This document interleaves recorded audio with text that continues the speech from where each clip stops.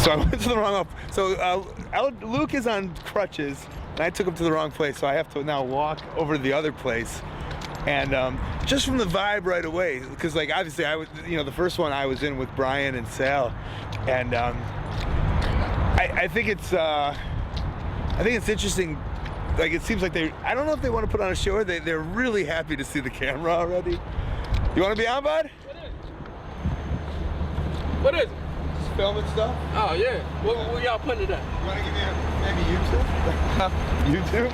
Oh, what's going on? You want to give me a ride to $1? Dude, $1? Yeah. You going the wrong way? To $1. You said go left. You know what? You can go that way, but the entrance be like that way. Oh. Hold on. Hop in this and I'll take y'all that way. You're the best. Let's hop in here. Alright, I'm Superfly on Twitter. Superfly, yes. Not to be confused with Cliff Compton's mentor, Superfly Jimmy Snuka, right? No, this Superfly Web. Superfly Web. Yeah. Alright, man. Alright. Thanks, Mike. Superfly sent me a tweet. Maybe I should retweet him. Huh? Superfly Web, Little Rock. Look at this picture. That was the guy that just gave us a ride.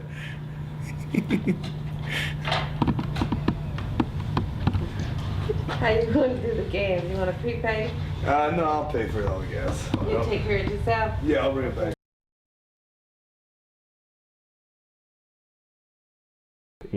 Create a buzz about this documentary just with this little trio. People think it's so intriguing, and I think the reason it's gone so well is because we're all fucking boys.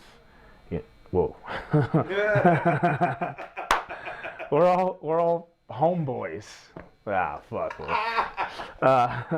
I think, we're all tight. Jesus Christ, give me another question.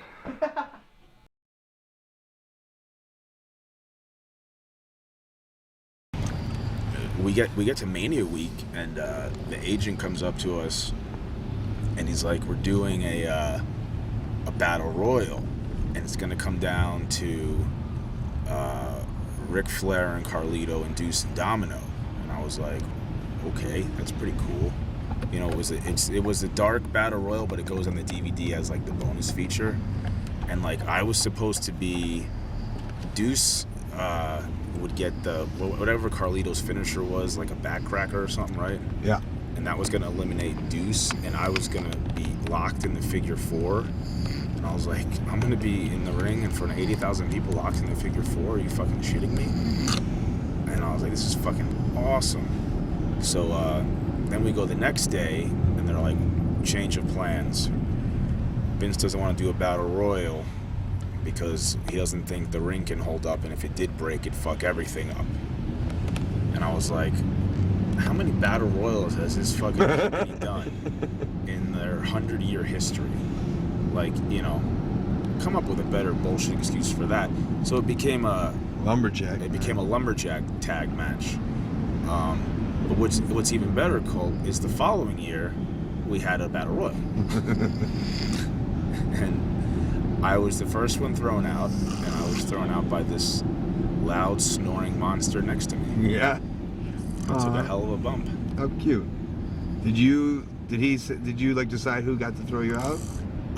It just happened to be your buddy. Well, he was still doing the Festus deal with the bell. So like the bell rang, and like he went and ape shit, and he was like getting everyone, and like he just grabs me and gives me a giant heel over the top rope. I gave him a good bump, I gave him a rub, as they say in the business. I made him look good, look strong on the big show, main event. Main event, well, not the main event, but WrestleMania, the main event show of the year. In both of the 2 battle royals I was in, I somehow got my buddies to throw me over. Really? Just Hawkins and Ryder. That's awesome. I was in a bunch of battle royals actually. So I figured maybe you got your buddy to throw you over. Oh, you know what's even crazier? They had a battle royal the next night on Raw that we were in, and we did a great spot with Shawn Michaels, man, where we fucking stop him and we do a spot where he ducks, bam, and then he did some reverse with Deuce. Deuce hit that. He did have a good heel kick, and like Shawn sold it like crazy, but then like he spins around and right into Cena. And Cena hits him with the FU out of the ring. And the place fucking goes nuts. I'm supposed to charge Cena at this point, and he's just gonna low bridge me out. You know what happens? You took Cena over? No, Elijah Burke runs over and starts just putting the boots to Cena. So there's old Domino, like an asshole, ready to charge on live Monday Night Raw, get my big moment, and Elijah Burke's putting the boots to Cena. Cena's like, you know, what the fuck, get out of the way. So like he got him out of the way, and I charged Cena because you know it's supposed to be a quick, right, over the top boom deuce, boom, and then over the top Domino. 1-2. Yeah, but didn't happen that way. Fucking bullshit. But that was a fun battle royal. But I've been in a lot of battle royals myself, buddy.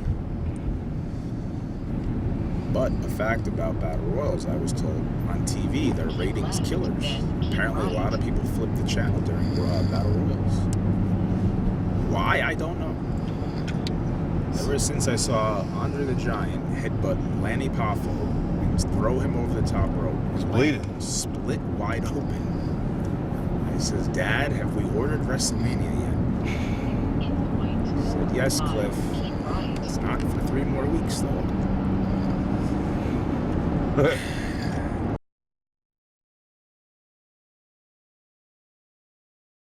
I honestly don't. Like, I don't know if you're handsome or not. I'm serious. The answer is yes. Okay, I'm just saying. I don't think it's hard to see whether somebody's a handsome man or not. You're telling me Alex Wright up there on the dashboard isn't a handsome man? Look at this guy. He looks like a fucking lady boy. Look at this. Well, maybe that's a bad That's a Greek example. god. You know, I reference Johnny Depp a lot. You know, that's a good-looking guy. Yeah, You know?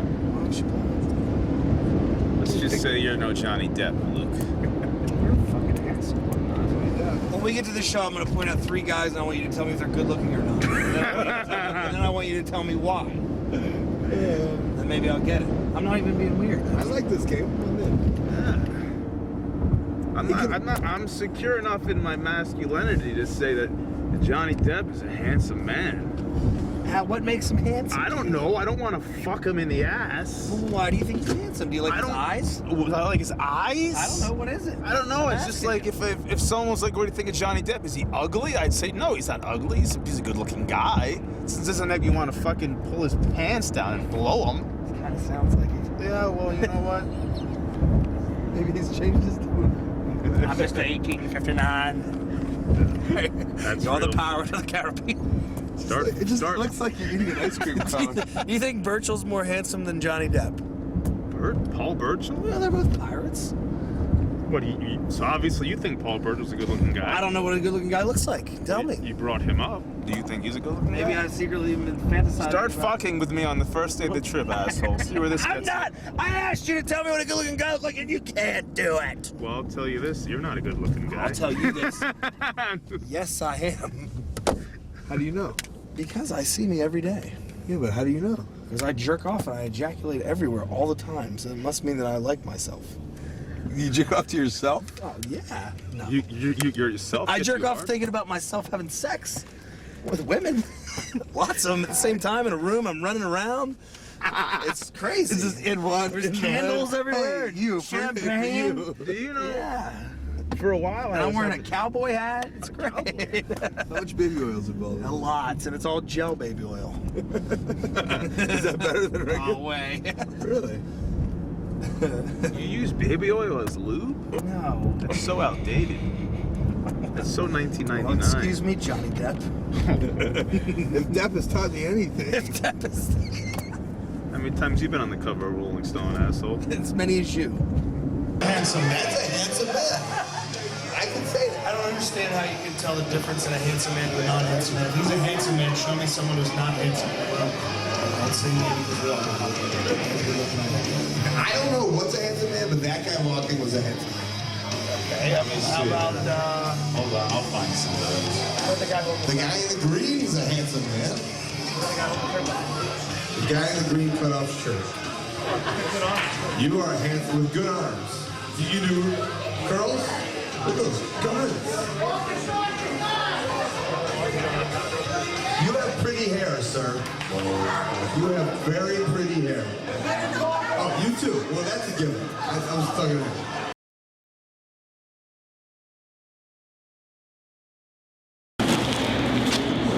Which is, by the way, he described me the way he picks up women in the bar. Move. It's an old move. I don't use it. Okay. Roofies? Go ahead. Oh, I'm just saying. Sure. Well, he's in the bar and he's talking to a woman and she looks away, kind of to the left, maybe has a friend distract her, and as she looks this way, he's dropping trow, flipping them out. She turns around, oh, there it is, right? And it's either yay or nay from there. Am I right? That's who's Hankinson Panstrom. and it has a name? The Hankinson Panstrom. Passed out with my forefathers. So you had to give it to the kid one day? Well, no, it started like when I was in high school and stuff, because you know that awkward moment, like you get the girl in the room and you're like, yeah. So I was just like, girl went to the bathroom one time, I was like, yes. What was the BP? That was me getting a little blood flow. You don't want to just leave it out there in the wind.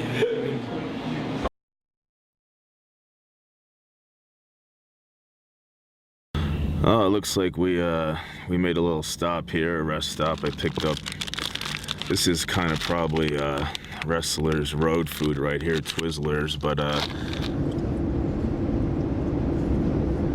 You were saying that Twizzler is the wrestler's road food? it was for us. We ate these things religiously, and then one time, I didn't know they still made it. It was the black licorice. Oh. Well, yeah, ew, but I thought it had been discontinued, so I come out to the car and I'm like, look, guys, black licorice. And they're all like, you asshole, no one's gonna fucking want to eat that. I was like, bullshit. So I ate it and I spit it out and threw it out. But little known fact, Skinner, Steve Gurn, used to chew that as his tobacco for his gimmick. So fuck everybody.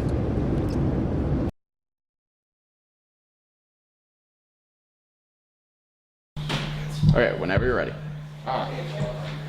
Hello, I'm Scott Parker, and this is Scott Parker Goes to the Movies. And this week on... How you doing? You know who I am? No, stop breathing. You know who I am. Do you know who I am? Come on. Yes, I know who you are. Tell everyone who I am. Got the IWA Unlimited show. This is Cliff Compton. Yeah. You like to talk about movies, huh? Yes, I like to talk about movies and not be interrupted. Well, you know, it's funny because I made a movie once. It was a pornographic movie. It was me fucking your mother, actually. You believe that? And I'm here tonight to promote a movie, the Wrestling Road Diaries Too, actually. Are you having a panic attack? You need something? But to be honest, my all-time favorite movie is Over the Top with Sylvester Stallone, and Bull Hurley is my favorite character in that movie. Relax, relax. And I have his shirt right here. Blaster. The one he wore in the movie. A real replica. Well, like I said, the movie I made was with your mother, and I was fucking her. In the ass, actually. 4 stars. Siskel and Ebert. You ever seen it? I sell copies for $30 out of the trunk of my car. What a fucking whore she was, huh? All right. I gotta go. Off to the next. Good luck with the show. Good luck. Breathe.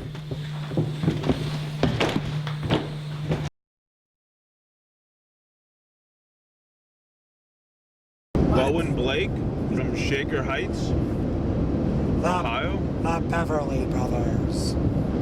My Beverly Brothers. Did Howard Finkel ever call you up and give you trouble? Hey, you know that story. No. You don't know that story? No. Ah, I was in developmental for like not long enough, right? But they liked my gimmick, you know? And it was one point in my life when I was in really good shape. So like I was like the greenest guy in developmental. I was like 3 years on the crappy indies and then 21 in WWE developmental, but I had a cool gimmick. And I'd been there like since the open of it in like whatever, end of April or May, but we'd only had a ring for like 2 months. And they called me like end of August. And it was Howard's like, hello, freaking Deacon. I'm calling with good news. But I always say that, like, he told me, like, because he was excited for me too, I think, because Howard's like a really good guy and a fan of the business, in my mind anyway. Maybe he hates me. But He hates you. he was excited, and I was excited too, and he was like, you'll be on this weekend's upcoming live event series. And Drew, you'll be taking on the Big Red Machine. Hey, and I was like that? I swear to God. Yep. And I was like, that's awesome, Howard, thank you so much, blah, blah. He's like, Drew, good luck.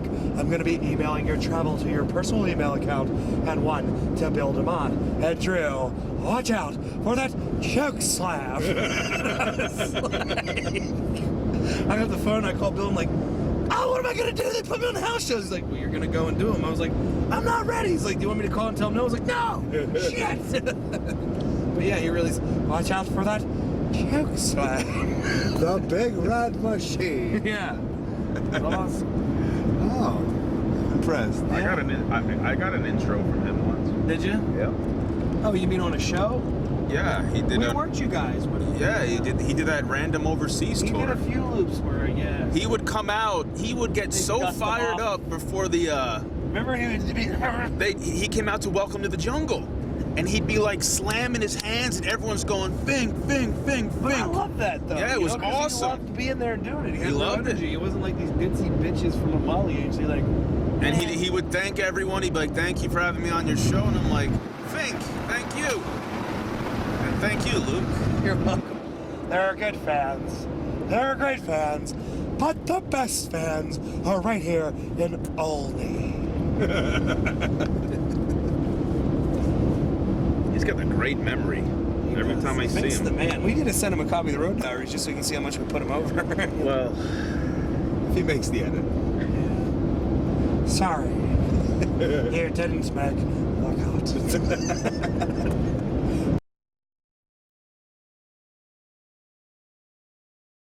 What's your relation? How do you know? How are you so close to Superfly? it's Deuce's real dad, Your ex-partner? my ex-partner, Deuce. And he's a really nice guy. He just calls and just to talk. I get a lot of voicemails at like 4 in the morning from him, so I'm not awake, but he's just a nice man. Oh, Steve Blackman once sent me a direct message on Twitter. Oh, that's cool. So does that count? I wouldn't say that would be your friend, though. Oh, he's nicer than anybody else. I know, but you, I mean, You have a real relationship. I have a friend, I don't have a relationship. Well, real, yeah. We're friends. Hey, Norman Smiley texts me sometimes. Okay. That's all right, huh? What does he say? Hope you're doing okay. Well, that's like it's like a welfare check, you know? It's better than Honky Tonk Man looking for bookings. Yeah. Yeah.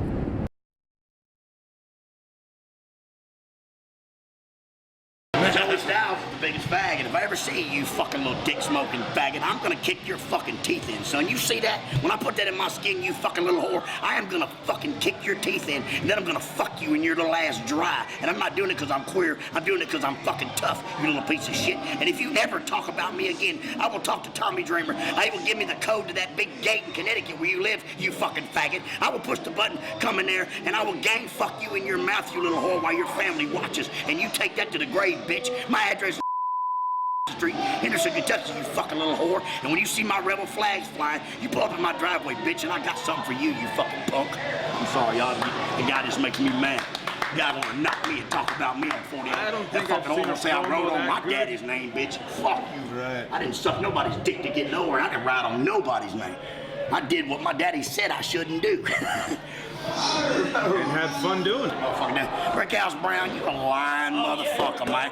You gonna talk about you pulled a pistol, made Eric Embry, Gary Young, and 7 other white dudes in Texas get on the motherfucker ground. You a lying motherfucker, man. I'm calling you out, sucker. You my boy, man. I got another man love for you, but you lying like hell. And if you ain't, I'm gonna call Eric Embry, I'm gonna call Gary Young, I'm gonna call you, and we're gonna put them on the motherfucking three-way, and we're gonna see who's lying. Because I want you to tell me the town, what day, and how come no one's ever heard this story till you made this fucking shoot interview. And another thing, my daddy called me, you dumb motherfucker, talk about my daddy old Bruno $15 downtown. Man, I ain't even gonna comment on that Bill Dundee or some little homeless motherfucker $15. You lost your mind, man. Brickhouse Brown, you're right, man. You want your shoot interviews to be good, but tell the truth, motherfucker. Truth will set you free, homeboy, because everything I said, I got a witness, a picture, and probably a kid out of it, so fuck you.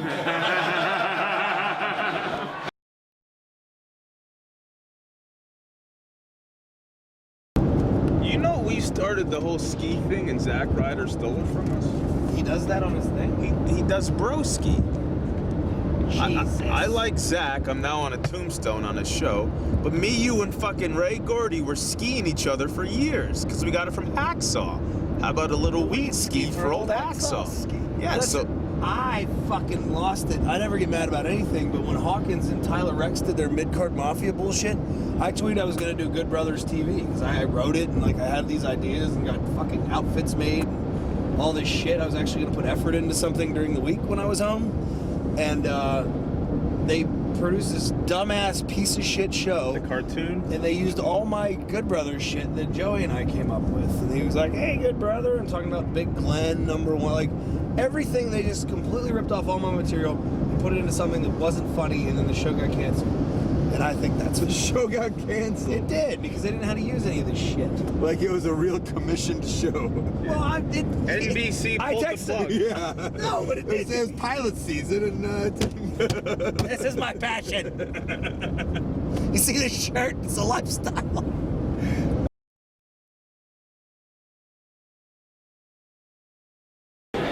You don't want to leave, huh? Hey, what do you want to be when you grow up? Well, I'm over with my dad. What's he do? He works at,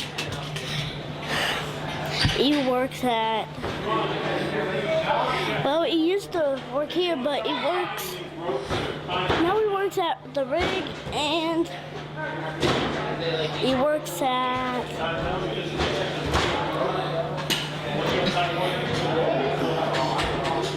he works at,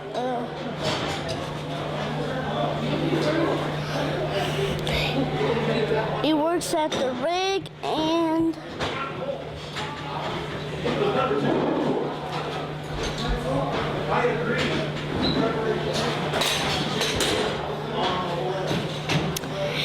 he works at the rig, and I know that one. And he works the caramel, not caramel. Do you like wrestling? Yeah. How come? Well, it's a ton. I love this ring, and I love these fighters over here and this ring. What do you like? What do you like about wrestling?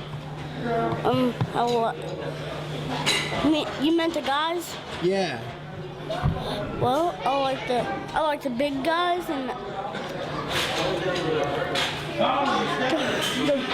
the guy that does a backflip.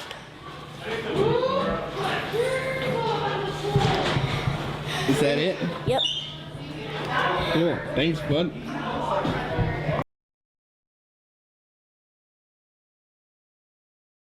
Very well. So you're a sumo wrestler? You have sumo wrestling? I've had one professional sumo wrestling match. It's in the books? In the books. Explain. How does one become a sumo? Well, they wanted an exhibition at this sumo conference where these sumos would take on big pro wrestlers in an exhibition. So Gino had to find the biggest guys he could get. And it was like... Who's on the roster? It was myself, Big Slam. There was like a 7-foot African-American gentleman who was the Hungarian Barbarian there? No, the Hungarian Barbarian wasn't there. But the Metal Maniac was trying to get in on it because there was a big house there. So like he wanted to come and like sell gimmicks and be part of everything. But like, it was like, these were like legitimate Korean sumo people, not like brothered out pro wrestlers. So he was very out of place. So his part in the story comes later. But what it was like, I was like a young indie guy, so the payday was good. It was like $300 to go do it, but if you won, it started if you won, you got 10,000. Then Gino pulled us aside and said, if you win, you really get 1,000, which I think meant he was going to keep the other 9. Of course. Yeah. So like, I remember, like, I was one of the last ones to go, but I was like a college football offensive lineman, so I like thought I could have a decent, because Big Slam just got toppled right over. Did you train? No. Do you know the rules of sumo wrestling? You're not a sumo. I was given a fucking... You do this. No, it's not how, but this is different. In Korea, you gotta hook into the mawashi, and you do all this shit. So they're like, we took like all day, and they taught us how to do it or whatever. So like, I got out there, and you know, I was holding my own. I was like 320 at the time, big powerful kid before I tore the pecs and stuff. and in the groin and everything else. The booze. Anyway, and so anyway, I stuck in there for like 2.5 minutes, and then like he just used my weight and juked left then right, and I fucking like took a flip bump out of the ring because like I was charging him so hard. But yeah, I'd had the sumo match in my Dorian DeVille tights, like in my Dorian DeVille little biker shorts with a mawashi over it. Yeah. Wow. Do we have this on VHS? No one does. But I'm in the sumo program. I have the program somewhere. It's like all these sumos, and like I'm in there like. Did you throw the song? Yeah, I did all the whole deal. Really? Did you get a little prep?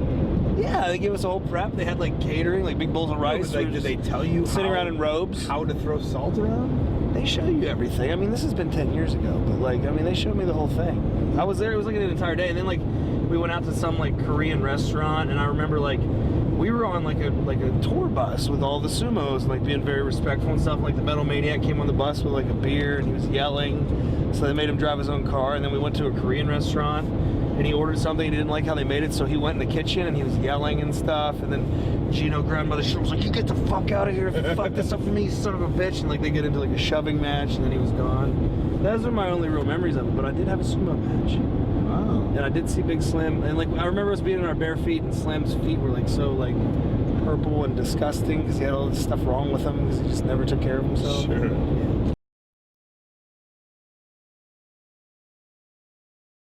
Let me get a egg salad, whole wheat sandwich, please. 2 of those. 2 of those. Oh man. Lost my voice, you cunt. What kind of chicken Sammys you got? Chicken what, I'm sorry? Sammys. Chicken sandwich. I can either do a chicken club or I can do a chicken salad. Chicken club double meat, please, on whole wheat.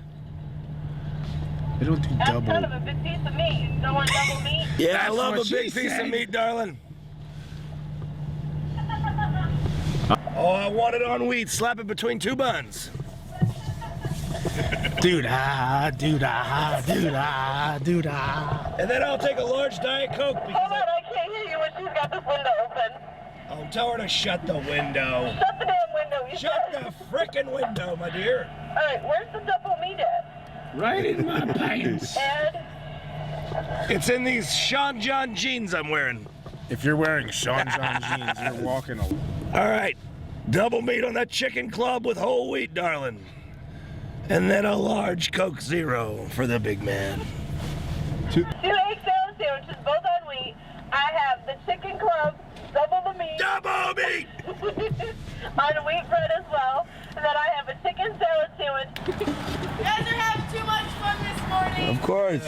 That's a big piece of meat. It is. It's like that long. It's for me. I'm a big piece of man.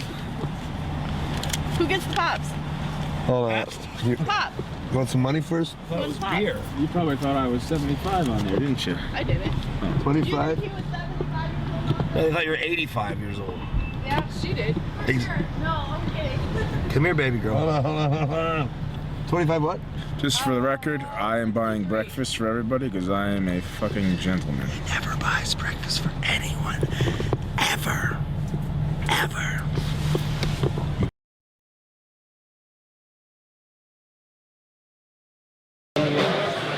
Are you recording? Yeah. Is this thing on? Yeah. I'm Dave the Potato. This is Wrestling Road Diaries Part 2.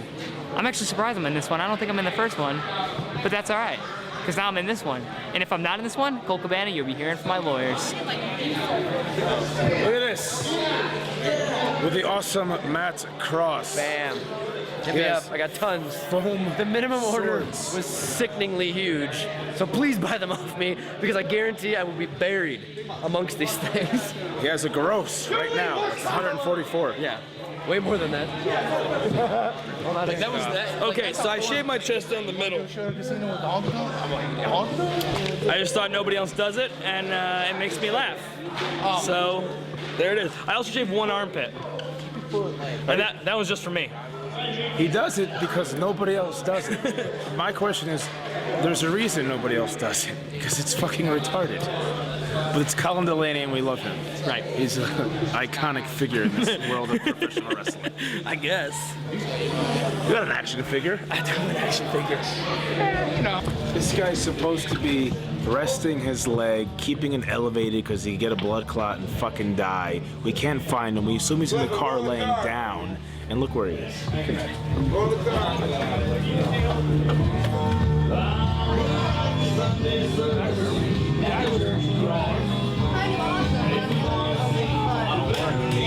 How many hours do I have to wait for this? You're in the ER 12 hours ago, and they told you to stay off your feet. Yeah, Don't drink. but I can't because it's 2 o'clock in the morning. You guys refuse to leave the indie wrestling show. If he dies of a blood clot, I will not feel bad because he's going against the doctor's Hey, should we orders. hang out for another hour or something and talk to those guys in there?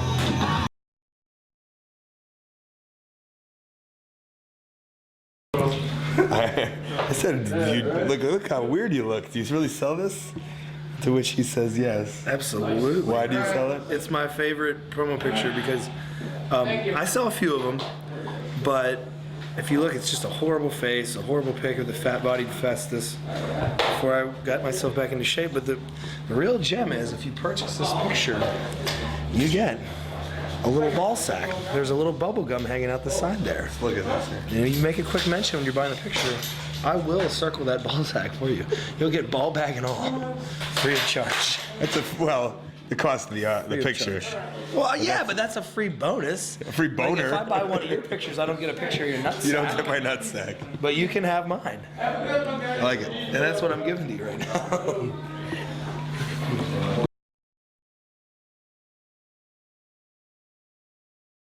We go to this bar in Alabama. I guess it was Birmingham, and I love Birmingham. Loved us, and we go out, and Sir Charles is there, and he's a. Remember you and Punk? They told first, and you guys were like, no. Yeah, I was like, Charles Barkley, the basketball player, and he's been there. Like, yeah, he's a huge wrestling fan. He wants you to come over to his private side of the club, and we were like, okay. So, like, we all go over there. I forget, you know, it was the original crew of the Major Brothers and Hornswoggle.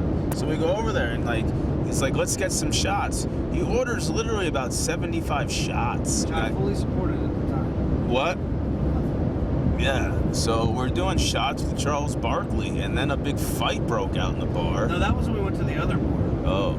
Well, I don't remember. I was shit-faced. Me too, and then the big fight broke out, and I remember Punk being like, all my people, get out of here, let's go. And somehow I was trying to finish my drink, and everyone jumped in cars and left, so I just got in this Hummer, and it was just some dude, and I was like, hey, you want to go hang out at my hotel? He's like, yeah, let's get out of here. And then we backed up and ran into a Cadillac, and I was like, you gotta hurry. Oh, I remember that now. But that was the night we met those girls at that random bar. Oh, Jesus Christ. Well, I met these girls at this random bar, and they were at the Charles Barkley thing, and then they came back to the Motel 6 or 8, and I don't know. I can't really tell the story because I've been muzzled. So that's the first story. Wait a minute, so what happened next?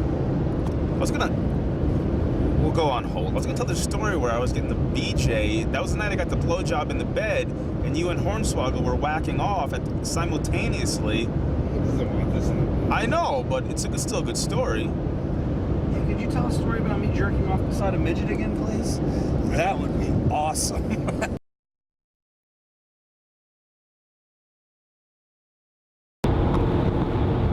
They don't take pictures. No, because nobody takes pictures. Road Diaries fact. Cliff Compton saw Robbie Knievel jump right in that parking lot. 30 years to the date where his father, Robert Evil Knievel, did the same jump. That is Kings Island, motherfucker. That is history. Fact.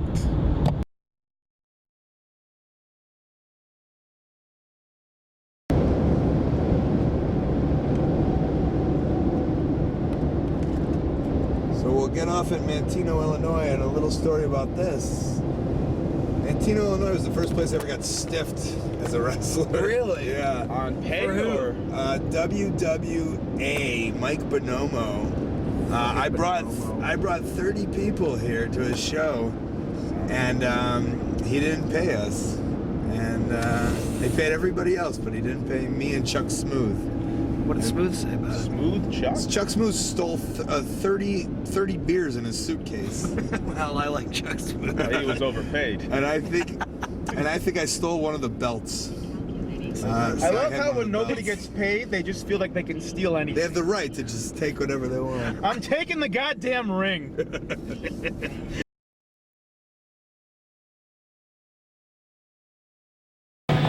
Next time, try it with the safety off. I don't like this asshole. Fucking wise ass. Go for the big fella. You got it. It's dark, man. What? Just holding the gun so close.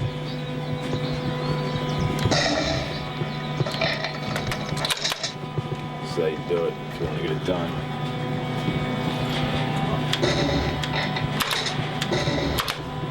You got away. I'll tell you, this is fucking not easy. Didn't invite me? Hunting ducks here, buddy. Don't fuck with me when I'm hunting ducks. You are fucking awful.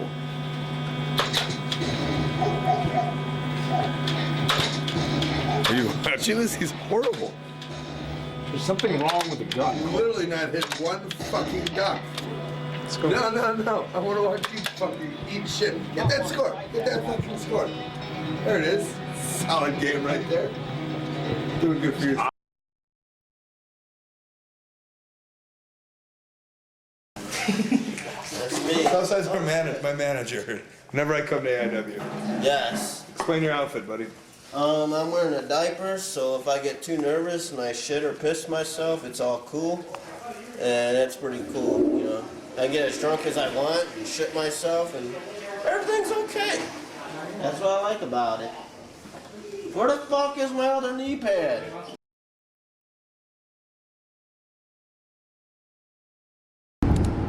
As we drive through Columbus, Ohio, on our way to Cleveland, I have a probably little known fact, unless you are a great dominologist. The one and only time Deuce and Domino performed as babyfaces for the WWE was right here in Columbus at a Raw taping. It was a dark match against Antonio Banks, who would later become the successful MVP, and his tag team partner was Eric Perez. And they wanted... Who later became the unsuccessful Eric Escobar.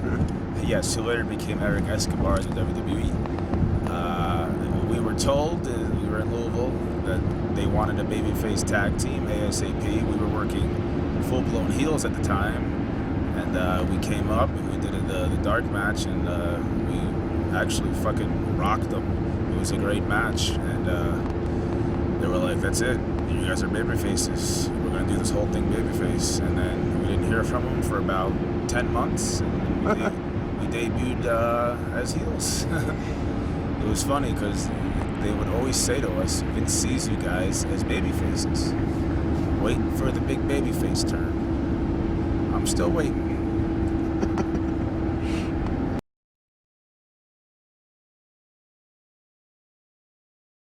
So, I've never been really disrespected by any fans. You know, one time a guy came up to me, and this is a casino in Connecticut, and he said, I like what your ring work, he called it. He goes, but I hate your gimmick. And it was me and Punk and Hornswoggle. And I just says, oh, really? And Punk goes, yeah, you know what? I hate your fucking hat. What do you think about that? And then all of a sudden the guy changed everything, and he loved the gimmick, he wanted a picture, he wanted everything. So I think at the end of the day, everyone's just a fan, you know. But what about from fans? Do you find that they all want to ask similar questions, or it's like you said earlier, they're a different type of fan. Just the crazy old lady screaming and yelling in the front row who gave me her phone number and said, if you come back, I'll cook you some noodles. Remember her? And you know, she's not gonna go home and go on the internet and read the what do they call them, the dirt sheets, you know, she's gonna go home and probably go to bed, you know.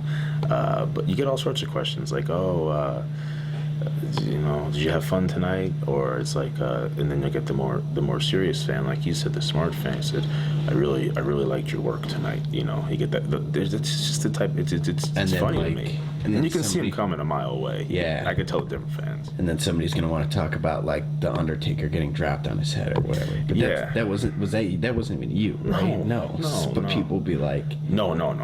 I get a lot of people asking me if I was Deuce or Domino, and that I find that comical. But no, unfortunately, I was out of the company by then, and I didn't even see it. And I guess Deuce was not Deuce at the time. He was just the cameraman, and he was supposed to catch the Undertaker, and it just didn't go well, you know. And unfortunately, in wrestling, that type of stuff happens, you know. But you know, in a big spot like that, you know, it's tough. You know, it's tough to swallow. So, you know, I've actually never spoke to him about that. You know, I'm not going to bring it up unless he wants to talk to about. And I still talk to Jimmy. I talk to him, you know, I'd say at least once a month, and I'll see him. We do a lot of conventions. You know, we don't really do matches anymore. You know, but I always have a lot of respect for Deuce and his father, because they helped me a lot. You know, I talk to his father a lot, actually. His real father. He's not adopted like everyone thinks. Superfly Jimmy Snuka. You know, we actually talk almost, say, once every 2 weeks maybe. He's just a great guy, man. We did his birthday show last year. He's the nicest guy in the world.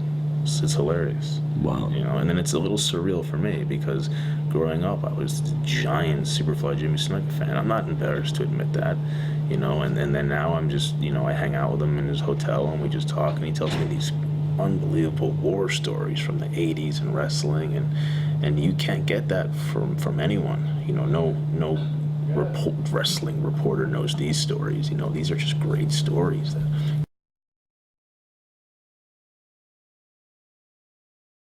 If this DVD is released and I'm not under contract to a major company, you can bring Big LG to a town near you.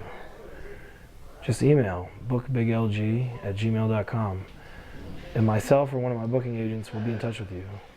You can follow me on Twitter @RealGallows to get weekly updates on my whereabouts. Also find me on Facebook. I have 2 or 3 accounts. They're about 9. Some of them are real. Figure it out. See you in the next town, brother.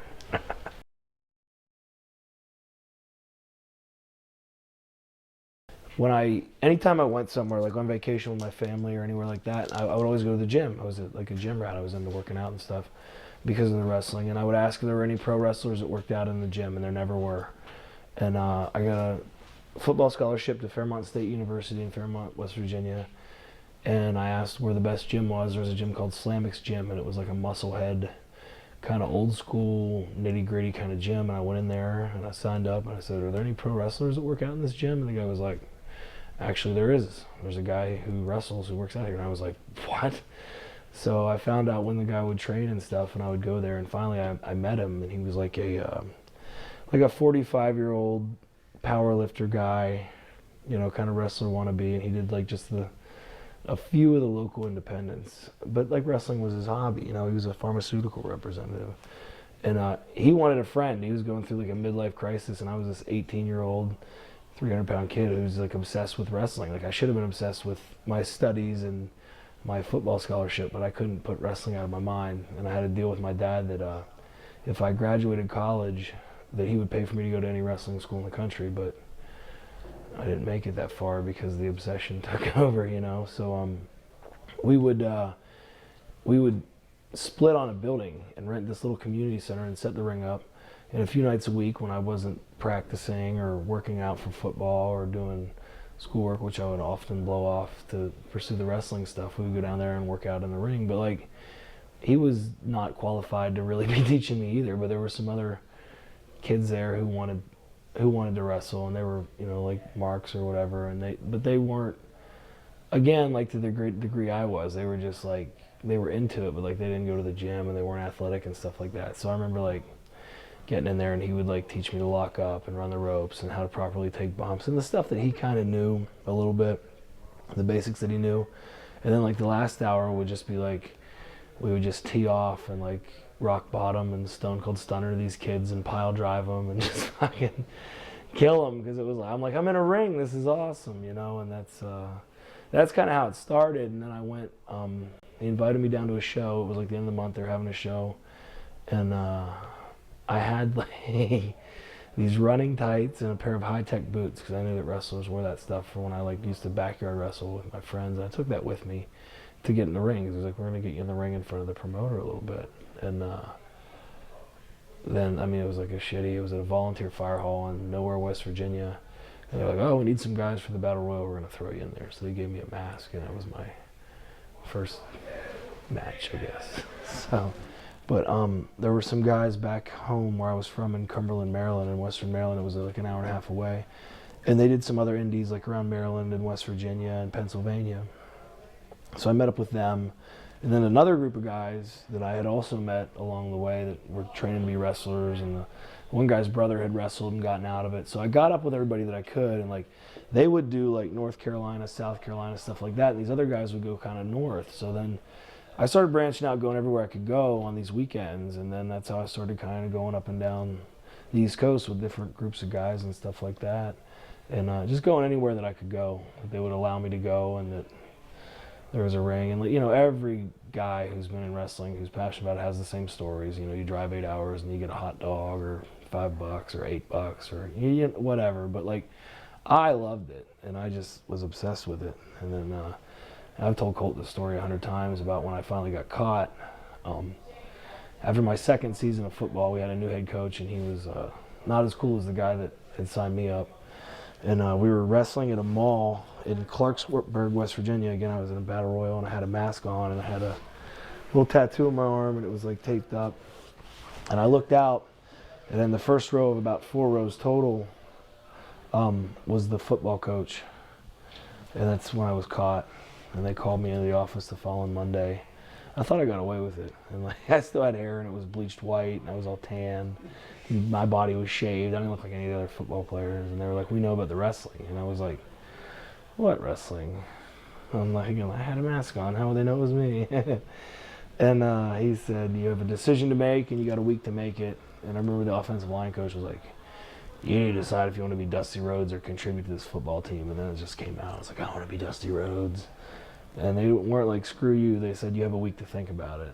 And then I was just like determined this is what I was going to do. And then I had to go back a week later and, one, tell them that I was giving up this free ride, and then 2, call home and tell my parents that I was going to pursue professional wrestling, which I'd never made more than $20 for one match at that point, I don't think. So I had to go back home and enroll in like a community college and get a job, and started hustling the indies. And that's when some close friends of mine that I've talked about before, Brian Leatherman and Jake Davis, helped me out. They would Brian would send my tapes every week. We'd go travel and do our shows, and then every week we'd have 2, 3, 4 matches, whatever, and he would put them all on VHS and send them out to Tommy Dreamer and Johnny Ace every Monday.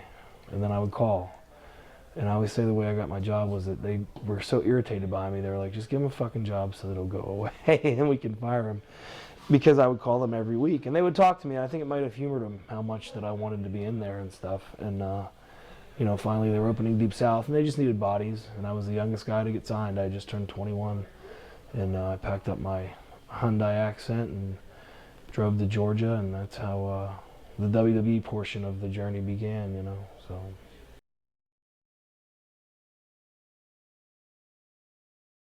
I started training at Larry Sharp's Monster Factory. I didn't know how to find a wrestling school. I didn't have a brother who played golf with someone who knew someone in the WWF, or who knew. I didn't know any professional wrestlers. I didn't know any. Back then, there wasn't the internet. There wasn't, ways. I didn't know. So I remember buying a book called Inside Secrets on how you can get into the world of professional wrestling out of Pro Wrestling Illustrated, and it. Looking at it now, it's a bullshit book, but it did list a bunch of schools, and I saw one called the Monster Factory with Larry Sharp, and it listed what at the time I believed his graduates, who had made it in the business, which was like King Kong Bundy, Bam Bam Bigelow, so he was going off, those names, and that's why you'd go to his school. I mostly went to it though because of where it was located in South Jersey, right by Philadelphia, which was about a 2.5 hour drive from where I was living outside of New York City on Long Island at the time. But I would go on Fridays after work, rush hour, so my 2.5 hour drive turned into usually a 4 hour drive. When I started wrestling, I was 19. I was working at a Texaco gas station in Garden City, New York, because I had worked there in high school. And I was attending college in New York, and I worked full-time, I went to school full-time, and I lived in a basement apartment, which was pretty cool for being 19 because, you know, I had my own place. And on the weekends, Friday, Saturday, and Sunday, I was in South Jersey wrestling. I drove my Jeep Wrangler every Friday to, at the time, it was in Westville, New Jersey. When I was at the Monster Factory, it moved 3 times. And some of the training classes were moving all the shit from one place to the next place. But yeah, so I worked and I went to school full time, and then, which was 10-hour days. And I also had time, find time to work out, you know, and then on the weekends I wrestled. You know, I got there Friday night, class started at 6. The trainer at the time let me stay with him for free. And then I trained Saturday morning, and then we trained Sunday, and I drove home Sunday. And then, you know, that was my downtime, was like Sunday evening. But I was getting all my food and stuff and getting my stuff ready. Wasn't a lot of time to do homework and study. So in around 2005, I was in Ohio Valley Wrestling, which was the WWE developmental territory. And I had been on the indies, and at that time, the place, everyone was, not everybody, but, you know, the talk was OVW. You know, that's where the developmental center was. I knew names like Johnny Jeter, stuff like that, and I was on the indies, and, you know, that was the place to be. So that's where I went. But I went there as Cliff Compton, and I worked my way, and eventually Deuce and Domino started there. You know, I got hired by the WWE in Louisville, Kentucky, at Ohio Valley Wrestling. So Deuce and Domino technically started there, and then we, I guess you could say, honed our craft. You know, I mean, the whole Deuce and Domino story is long. So I was trying to find a character for myself, and it was kind of natural for me because he was like a guy from Brooklyn. So I started, then I was like, maybe I'll throw the leather jacket on. You know, and I threw the leather jacket on. This is at home, you know, I'm just like at home tweaking shit, and I'm wearing jeans and a t-shirt. I said, well, this is kind of cool look. And I put my wrestling boots on, and it looked legit, you know, and I was like, maybe I'll be like, you know, I don't want to be like the happy-go-lucky greaser from Grease, like John Travolta. I want to be more of the tough guy, like Pony Boy from The Outsiders. You know, I wanted to be that type of greaser because I was a bad guy, a heel. And at first, the Domino character was really strange because he was just wrestling. I was just wrestling. So nobody really got it because they was just like, okay, now. But that was me experimenting and trying so much different shit. Like at these little shows in front of 30 people, I'd go out there and I'd start combing my hair, and I was like, oh, that gets a good reaction. So, you know, comb my hair. Then we do a little spot where something happens, he ducks, he messes my hair up, oh, people go crazy. So I was like, oh, okay, I can work with this, you know. And that's how it just keeps developing, like step by step by step. And then I didn't just watch Dice, I watched all sorts of entertainment acts to try to put into my act and make it this over the top, no pun intended, you know, character. Like a Domino, a lot of people are always gonna say Domino Dice. And for a while I was called Dice Domino, but I didn't want to be a rip-off of somebody because what the fuck's that, you know? That's just, he's doing an impersonation of a guy. And I kind of got that stigma for a while, but then I was able to, you know, reinvent it to where they didn't think of Dice when they saw me, they thought of Domino. So it was just a lot of tweaking and seeing what worked and what didn't work. And it was a lot of shit talking to the crowd and in your face. And then they started giving me the microphone and it just started to snowball. You know, it got a little better. And the trainer at the time was high on it, but I still wasn't doing anything with it. So that was Domino, how he started. Like it's, man, I watched some of the old tapes and you wouldn't, if you saw me in the WWE and then you saw the original Domino, you'd be like, no way, you know. The only thing I've ever wanted to do is be a professional wrestler. And when I was 18, I got trained in Chicago on Irving Park, around the Six Corners, by Danny Dominion and Ace Steel, and it's documented that Punk and I, that's where we became friends, training there at this small little training school. And from there, it was, I was in college at the time I started training. So I always assumed like, okay, I've got to finish college. And when I finish college, I'll go to the WWE. But for now, I got 3.5 solid years of independent wrestling. And that's where I'll do my grooming and my learning. And I'll learn how to become a wrestler is on this scene. So in a weird way, I wasn't one of those guys that wanted to go directly to WWE. But also, I assumed, okay, I'd put in my years on the independent scene, and then I'd go to the WWE.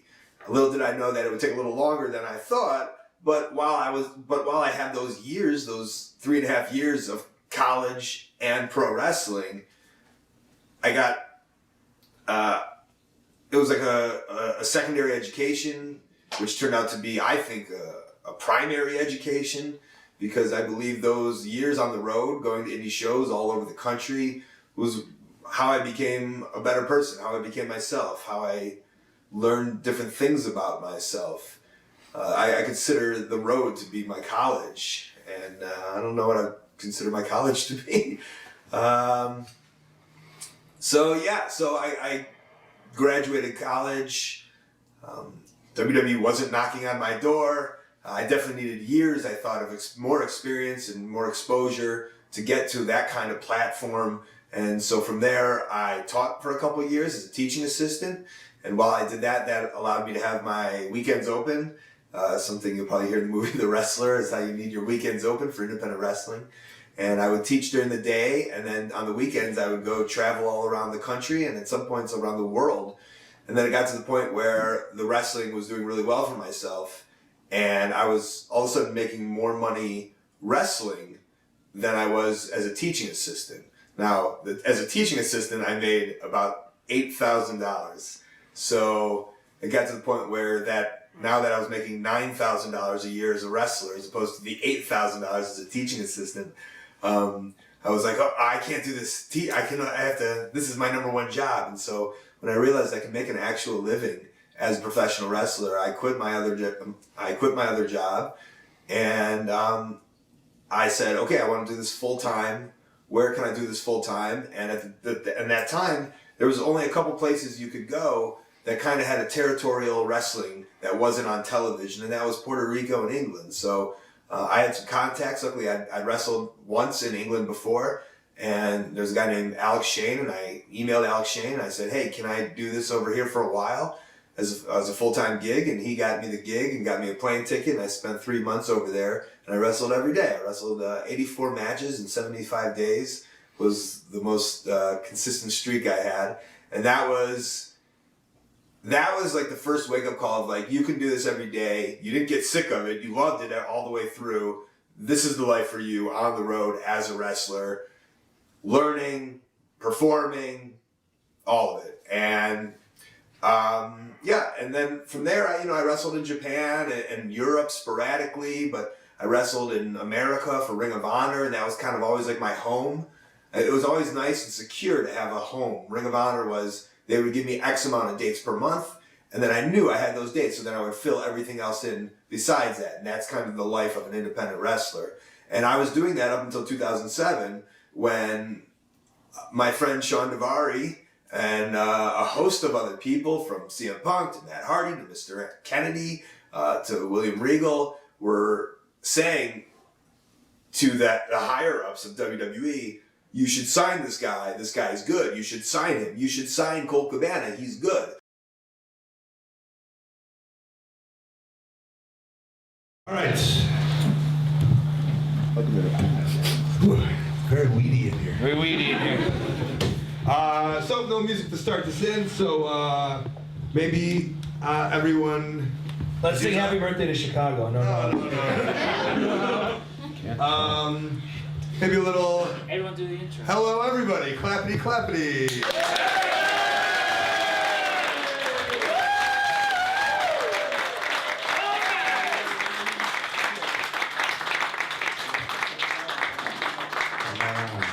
All right, how you guys doing?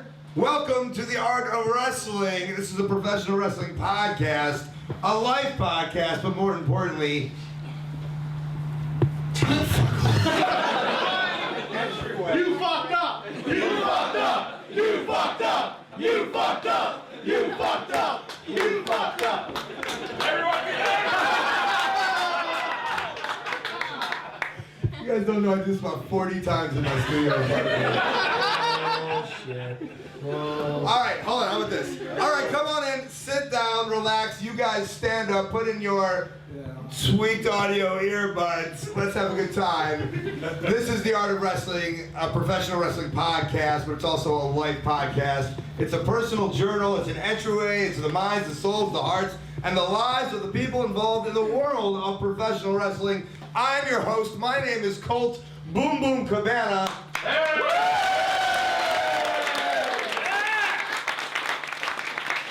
I am a Chicago native. I'm a man of the people. I am a live podcaster. I am a man who likes to hear people say yay. But most importantly, I am a professional wrestler. And we are sitting here. They all laughed at me when I said that. I guess funny equals the money. Oh. We are sitting here live at Challengers Comics. Yay! And we can read backwards off Challengers, 1842 Northwestern, sir?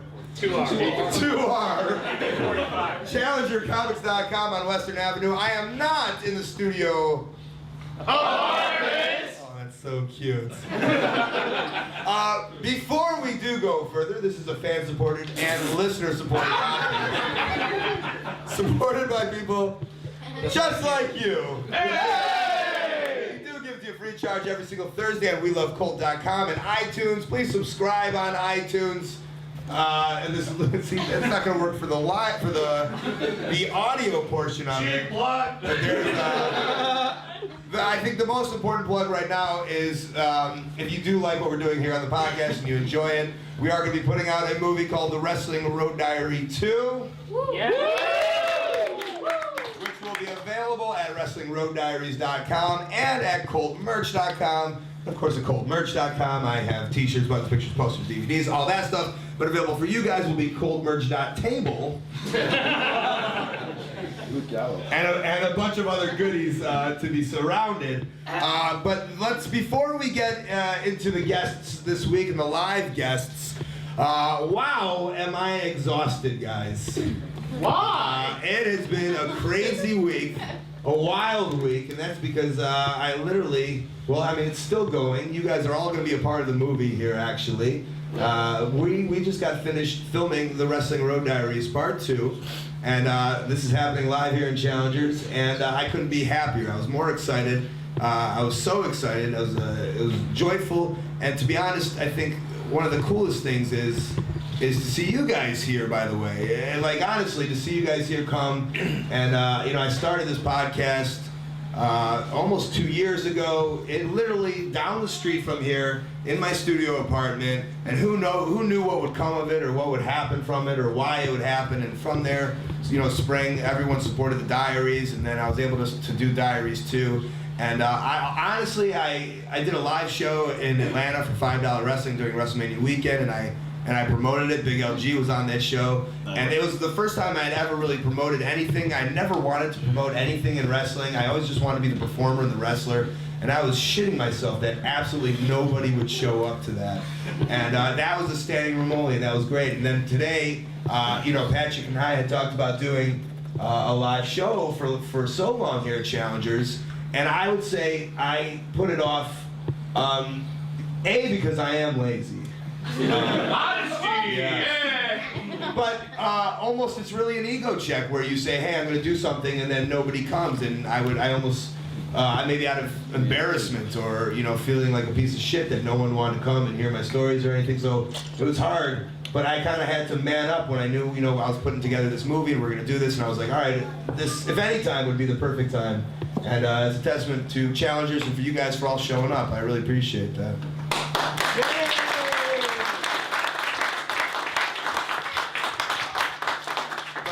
obviously, the whole thing, the whole podcast and everything was started upon the fact that I had all these friends in the world of professional wrestling. That was the greatest yawn of all time.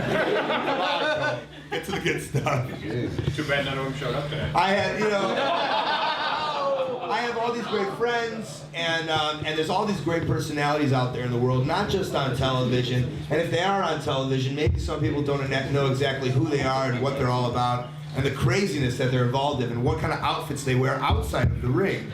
And what a hot mess they could be. Right. So, in saying that, you know, this just isn't my show. This is all my friends in professional wrestling and all the guys who are great outside of the ring and have their own stories and their crazy stories. And I'd like to introduce two of them to you right now as we're going to sit here and do a live podcast.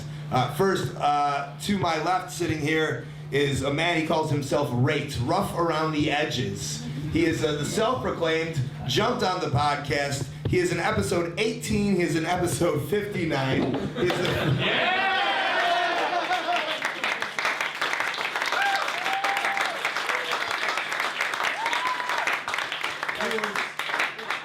He was formerly in a Greasers tag team in the WWE as Domino, part of Deuce and Domino, but I like to think he's totally reinvented himself and he's come up to be his own person. Ladies and gentlemen, Mr. Cliff Compton.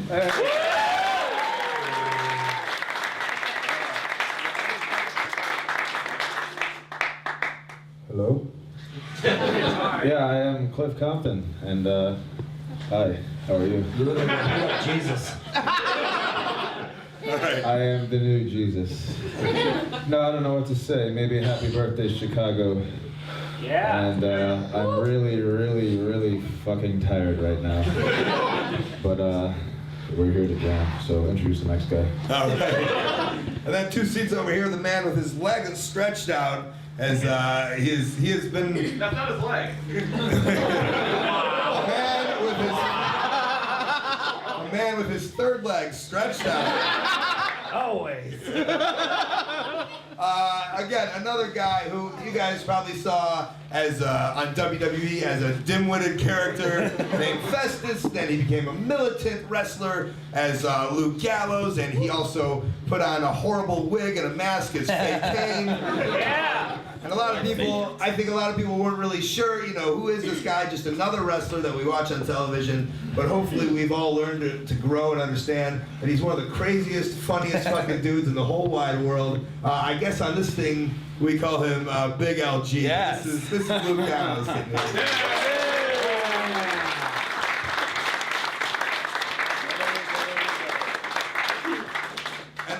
Can I make you stand up for 1 second, Luke? Is that even possible? You son of a bitch. So, take a good look at this guy, right? Drinking it. You see him at a bar down, you know, in Chicago or whatnot. Are you not scared shitless of this guy? No. Anyone can take it. Obviously not. But I say, you know, you look at him and you just, I don't know, I'm scared sometimes, and I remember, you can sit down, Luke, thanks, bud. Are you sure? Yes. But he is, Thank you. my favorite thing in wrestling is to meet these guys who just turn out to be, they look so intimidating, and they're just, and he can't beat the shit out of anybody. But he is one of the funniest, happy-go-lucky characters just that I've met. And I think that's always a fun surprise, and I think that's going to show up here on this videotape that we're doing. A fun-loving stumble fuck. He has a character that he's invented. Which one? He did do about 25 characters in wrestling, but we've gone into a little bit, and everybody knows about the Good Brother. Yeah, Johnny Paradise. Or Sex Ferguson. He's got many a name. Yeah. And he's got a PG rating, and then he's got an X rating. Oh, let's hear the X rating. We'll get there. Okay. So we did come off, and I guess I just wanted to, we could sit here, we can relax, we could talk about the time that we had. Maybe Cliff kind of explain, you know, what did we do? We jumped in a car, right? I said, hey, can you fucking do this for me? Would you? Are you gonna stop talking for fucking 2 seconds? All right, everybody, here's the fucking deal. We did a little something called Wrestling Road Diaries Too, And it's a little baby of Mr. Colt Cabana, and he flew us all in to Chicago, Illinois. First class. No. And we landed here when? Tuesday. He wanted me to come Monday because it was a cheaper flight. I told him to go fuck himself. Southwest, probably. I wish. Buy the shit, buy the shit. There you go. That would be a 59 reference if I'm correct right there. Yeah, so we arrive Tuesday night here at lovely O'Hare, and I didn't know what we were going to do. And he said we're going to do a bunch of these wrestling shows, and there's going to be a camera guy. And right off the bat, I was disappointed because it was a male camera guy. You know, because we don't swing that way. And no, it's been, I don't know, I've lost my voice. I didn't sleep for 2 days. We've been in the emergency room. We've been to towns I couldn't tell you the name. We met a 100-year-old man. Some crazy woman took her shirt off and started to chop us. I don't know. It'll all be in the movie. Yes! It'll all be in the movie. Nothing's going to be edited. So, Luke, why don't you tell these great people of Chicago some of what happened when you landed? Well, I landed in a pair of fuchsia wrestling tights with a star over the dick. Wearing a steakhouse jacket. Hold on, he gets off the plane and he calls me. He's like, "We got the camera?" I'm like, yeah. He's like, "You guys here?" Yeah. He's like, "Look, my whole balls are black and blue. I can't move, I can't walk. Fact. I got a guy wheeling me around O'Hare Airport." But he goes, "It's important." I had to pay him off to ditch the other people in the little wagon and then break off on the wheelchair. We just left him in the middle of the terminal. So gave him a 10-ski. Yeah. That was you? I mean, he's hurting so much. He shouldn't be in an airplane, and he still has time to go into the bathroom, put on these fuchsia pants, and put on this outfit so he can make his first entrance into the movie as one of the Good Brothers. The Good Brothers. What were you thinking, Cliff, when you see him rolling into the shot? I've known, what do we call him? I'll say Drew. Hey. I've known Drew for years, and it didn't surprise me in the least. He could have walked in buck fucking naked. Which I have. I wouldn't have thought twice. He looks great. You'll see it in the movie, and I just thought it was funny that he took the wheelchair when actual handicapped people really needed that wheelchair. But for a 10-ski at O'Hare Airport, you get yourself a wheelchair. It's amazing what you can get. And he's yelling, "Hey, motherfuckers, how you doing?" What are you yelling at us as you go? I don't know. I had a few cocktails to loosen up the leg on the flight, so I was just ready whenever I got there. But yeah, I wanted to make a grand entrance, and everyone else in the baggage claim was just completely appalled and turned off. There was a woman beside me, and she was turning around to avoid the cameras and trying to get away from me, and ended up kind of running. It was awesome. Yeah. Imagine that. Not a first. So we did it, and I think the interesting thing that comes across in this film, or just on our times, is so as wrestlers, you know, it's again, this is how we're making our living. This is how we're eating. You know, we don't have no one's paying our health insurance. We don't have retirement funds by any means. And so it was real. I got a call from Luke saying, "Hey, I've torn my groin. I've legit torn my groin. I can't move." And at first, selfishly, I'm like, "Oh man, you know, fuck that. You know, that sucks for what we're trying to do." But as a friend, you know, I'm ready to say, "Of course, you know, it'll just be me and Cliff, and I'll eat the flight. It's not a problem, and I'll deal with these promoters. You know, if you can't do it, you can't do it." And I guess I kind of want to know, like, were you like? As wrestlers, we fight through, like, we'll fight through anything. And I'm sure, like, a lot of it on your mind, and I don't want to speak for you, but a lot of it on your mind was probably, I don't want to let down Colt, but I have a feeling you're such a good brother, and you're so, like, wrestling is wrestling to you, is that even if there was no camera, that you're still going to make your towns and yeah, like, not to cut you off, that was my biggest issue, because I have this thing I'm catching a little flack for in Georgia that I kind of think all these indie guys, these young guys, and sound like an old grizzled brother here for a minute, are a bunch of fucking pussies. Like, they get a hangnail, they don't want to wrestle, and they complain about a drive, and like, back when we came up, which wasn't long ago, like it was nothing to like jump in the car and drive 10 hours and wrestle whether you were hurt or what, because you wanted to get exposure and get your name out there. And this is pre-WWE. So like the old if you can walk, you can wrestle thing is big for me. So I did it Friday night in Atlanta at a match against Matt Hardy, and then I was booked Saturday up near Charlotte, North Carolina, which is a 5-hour drive for me. And then I was booked Sunday south of Macon, Georgia. And it was torn, I knew that, but I didn't want to go to the hospital. I wanted to try to finish these things out. And I could do very, very little, which, again, I felt a ton of guilt because people were paying to see me. And another pet peeve is like when people book these TV guys or whatever, and they come in and they give you like the 5-minute, what I call the brother match, where they don't come off their feet. They're real lazy, they don't want to break a sweat, they just want to go to the table, brother, and sell the pictures, brother, and get a rat and get out of town. Like, I love to wrestle and perform, you know what I mean? By the way, Luke's much nicer. Yeah, no, I'm big on that part.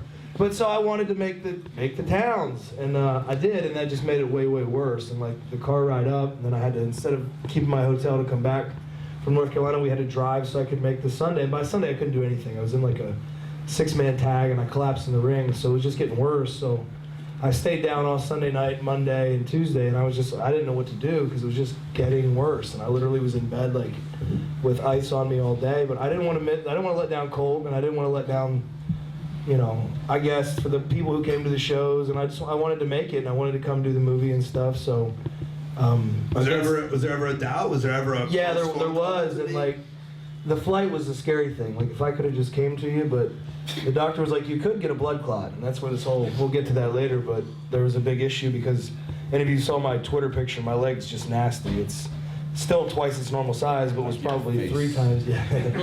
And it's purple, and there's a big hematoma on the inside of it and stuff, so I did the flight and everything, but I was really worried about it, so I didn't know what to do, but I got here, and then once I got here, I continued to make it worse, which these guys saw by, instead of just kind of coming to the shows and hanging out, I wrestled 2 of the nights? Right. Kind of, if you want to call it wrestling. I tried to do my part, which wasn't much. But yeah, it was big to me to actually make it because I said I was going to show up, you know. So I could have stayed home and just laid in bed, but I wanted to be here and I wanted to see everybody and I wanted to do the movie. And, you know, I love these 2 guys a little. And, you know, so. Fuck you. No.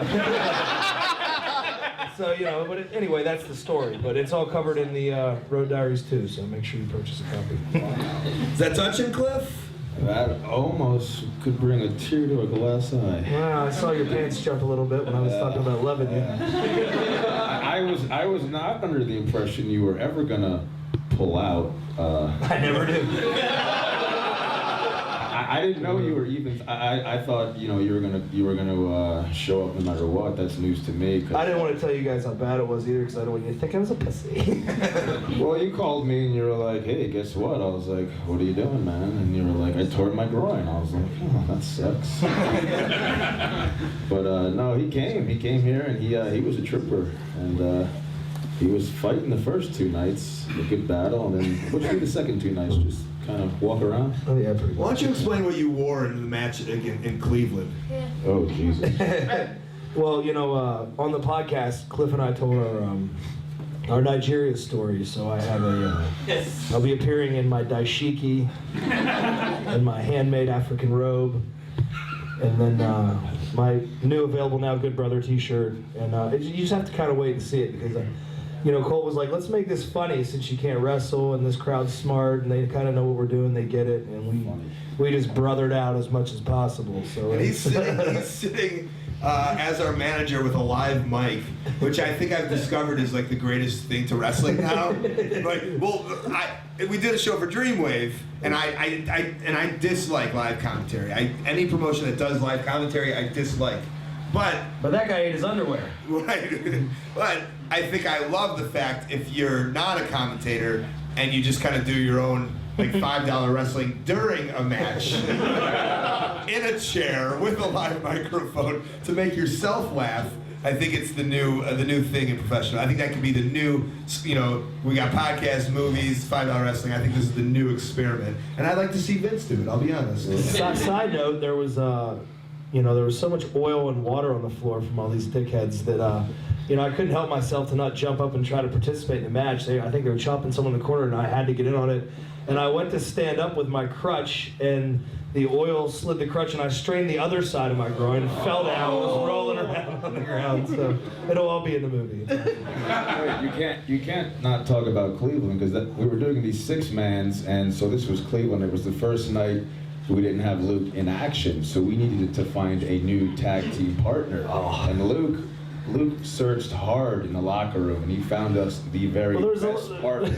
And tell everyone what you named him. Well, he's this little brothered out dude, and he wears a diaper to the ring. And he's what do they call him? His name's Southside Sinclair. Southside Sinclair's a shit name, so I decided we were gonna deem him Baby Dick. But it worked for him, you know. We got Baby Dick over, and the crowd was chanting for Baby Dick. I mean, he ruined the whole match. It worked for him, not selfishly. How much joy he got from Baby Dick. Baby Dick. I just want to do it right now. Can we get a Baby Dick chant going? Baby Dick.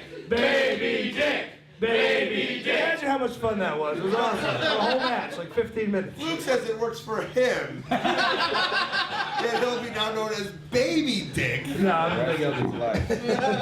Luke Gallows making careers. That's right. Trending worldwide. Gave him that rub, brother.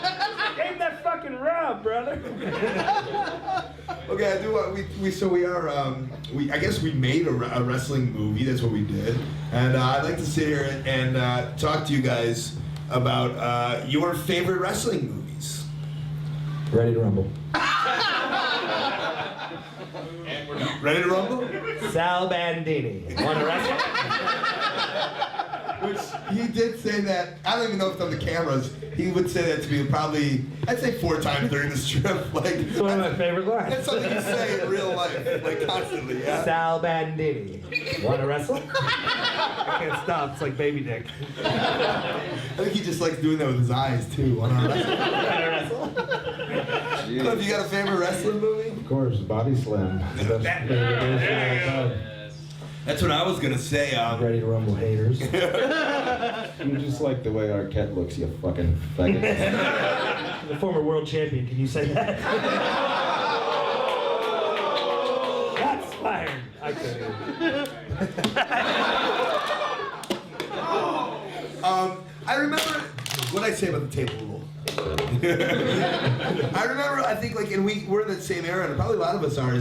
We came home after school, HBO, we loved wrestling, and it's like, what's this movie where Captain Lou Albano is called Captain Lou Marengo, right? No, just Morano. Captain Lou Morano, and like a guy who looks like he should be like the Barbarian, but he's not. You remember that guy in Body Slam? Have you guys seen Body Slam? Yeah. I thought he was that AWA guy.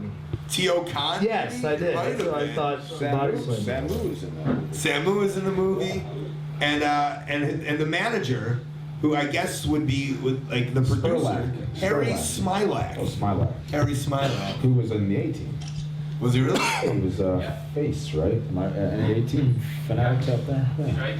Who would be the Harry Smilak of our day?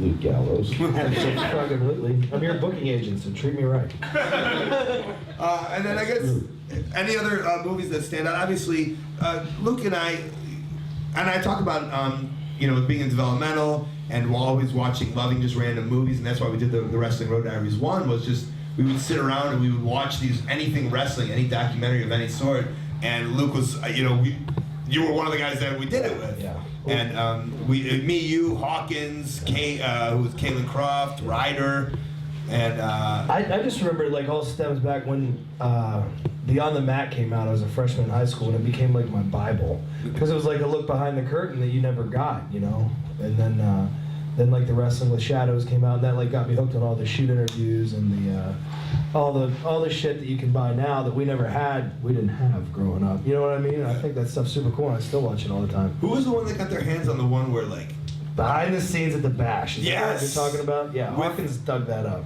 Kurt Hawkins did? Yes. And it's like Road Warrior Hawk is just like yoked up beyond belief. They're just like doing blow and screaming and going nuts. You need to buy it. It's unreal. I think it's on YouTube somewhere. It was. You could buy it online. I don't know where, and I'm not giving a plug to anyone who's not us, but or cocaine. We won't plug neither of those. Next. So again, so we made a movie kind of. We also made a documentary. Yeah. Are you guys documentary fans of any sorts? Well, yeah, that's what we're talking about. Beyond wrestling, not even wrestling. Oh, yeah, I think so. But I mean, wrestling's our thing. So way more anything about So wrestling. you're not Our gonna wrestling movie is going to be way better than all those other wrestling movies. I'm not talking wrestling movies. I am. Just talking, do you appreciate in general just a good documentary? No, I think they're all shit. Cliff? I love a good documentary. And I'll watch anything. A real stickler to the detail. Well, my microphone's not. I mean, you like documentaries about taboo stuff. Like those drug documentaries are cool about the cartels, and then wrestling. Everything else is shit, like I said. I don't watch Nat Geo documentaries. I mean, do you? I mean, I watched a movie called Pulling John. What is that? Which was about arm wrestling. Oh, well, that's cool. I'd watch that, yeah. Yeah. Something seedy a little bit, you know? Is there gambling going on with this arm wrestling? Arm wrestling. And then, obviously, Pulling John was the originator and the basis of the movie Over the Top. Look out. Which Cliff and I discovered on a bond that we are brothers through 1987's Sylvester Stallone's winning his child over feature film Over the Top. These guys were doing roadside workouts. We were pulling the rental over. They were just like fucking Sly out there doing their push-ups on the grill of the truck and everything. It was awesome. I like to think I'm part of the truckers division myself. Should rock that blaster tee today. I got a blaster tee. But we got him a shirt from 1 Hour Tees from the movie Over the Top. And he wore it the whole movie. 6 days in a row he wore this. Dirty son of a bitch. Yeah, nice shirt. I guess I'll say this: we did this trip. We went around. This were the two guys with me. Anybody that you thought about, like, man, I wish this guy would have been on, or wow, this guy would have been great to be with us on this trip. Outside of the three of us? Outside of us, yeah. Fuck no. When you first told me about this, that was supposed to be like a nice way to talk about who our friends. He's not nice. No. Like I know you did the first one with those other guys. I won't even say their names. And you were like, "Hey, Cliff, man, you want to do this? I'm doing a Diaries Too." I was like, "Of course, Colt. I'll do anything with you." I was like, "Who's the other guy going to be?" And you were like, "I don't know. I'm thinking about Gallows." And I was like, "Well, fuck yeah." And I was like, "But you ain't gonna get Gallows for less than $100,000 to do this fucking movie." And so by some grace of God, we got him. So I wouldn't want to have done it with anyone else besides these three. I would have done it, but I wouldn't have had as much fun. That was Cliff and I. I'm cutting you off again, like I like to do. But we were talking on the phone because we both watched the first one, and honestly, I liked the first one, but we're just so different than those guys. So we were saying this is going to be like the outlaw version of Wrestling Road Diaries. And with my injury, there's a whole different element to it and stuff because we weren't going as nuts as we normally would go, but it was, I think, way more interesting than just seeing us act like assholes. It was the first one was very, very, it was good. It was very good. It was nice. It was like, with those guys, it was just different. So, well, I said to Colt, I said, "Listen, man," I said, "Me and Gallows, we're not like the first movie." I go, "You know what you're signing up for here, right?" And he was like, "Of course." I'm like, "This is gonna be, this is gonna be like Spinal Tap version of Road Diaries." And he was like, "I love it." So, and he said, "Do whatever you want to do," and believe me, we did. So, it's a miracle we made it here today. Trust me. What if we were like, let's say, like a dream Wrestling Road Diaries? Not to play fantasy road. See, it's not even fantasy booking anymore. Now it's fantasy like. Do we get like an old school bus and we can just fill it up with whoever we want? All right, let's say we had an old school bus. All right. Yellow. Yeah, the back four seats would be Jake Roberts, the Rock and Roll Express, and Tommy Rich, and then we'll just work our way forward. Those are assumed. Well, if you're gonna bring up legendary names, we ran into one of our favorites. Oh my God, this is a real treat for you guys. Yeah. Me and the big LG are standing outside the 20,000 seat arena we were about before, and we get a pretty good stench of marijuana smoke. We see a weathered-looking hillbilly making his way toward us. Yeah, we see a crazy-looking son of a bitch with kick pads on and jeans. The kick pads say white trash, and it says, "There he is, Jamie fucking Dundee."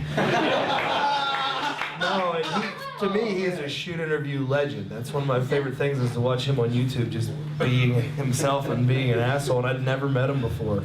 And he just comes on and hey, I'm Jamie Dundee. And I'm like, holy shit. Like, I pulled him in. I wouldn't let him walk away. And then he's like, I'm a big fan of you guys too. And we're like, bullshit. You got to hang out with us. But like, he knew all about us and we knew all about him. And it was a special bond. It didn't get on camera, but I think it's important. And then what you said to me in the car actually was, and this is sometimes how it works. And it's, you know, sometimes it's a big dick contest with all of us.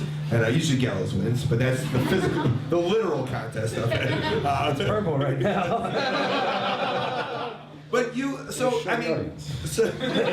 so Jamie Dundee comes walking up, and it could have been, you know, 2 fingers, hey man, how you doing, and boom. But Gallows was like, you know, it's almost like he's secure in who he is, or almost in a fandom way of wrestling. Yeah. And you said what to him? Like, you could have said, okay, see you later, but... No, wait. First he looks at me, he goes, holy fucking shit, is that Jamie Dundee? And I says, yeah, and he goes, it's like Christmas for me right now. We had to have him on there, and that was like, I wanted...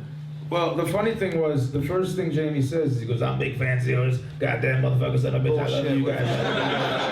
and so me and Drew are like, you know, he says this to everyone, and he goes, I love your fucking gimmicks, you guys are the best, you guys are the best. And I'm just looking at Drew, I'm like, he doesn't have a fucking... And then he looks at me, and the audio version can't hear this because it makes the Festus face, and we're like, oh, okay, well, he knows what do you call himself, a dominologist? Call himself, he goes, I'm an expert on you, Domino, I'm a goddamn dominologist.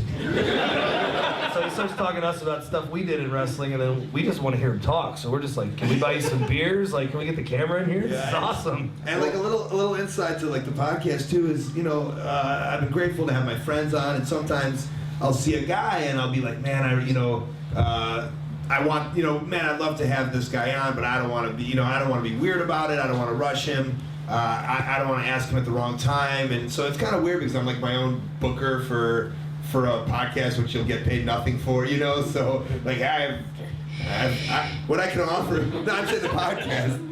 On the podcast, I can offer you, I will waste an hour of your time, sir. Would you like to come with me, you know? And so I had those same giddy feelings. I'm like, fuck, I need JC Ice on this thing. I need Jamie Dundee to be on this. And I'm like, so I diverted my crazy inside feelings to Gallows. I was like, hey, can you ask Jamie to be on our movie? And fucking... I'm like, come here, brother!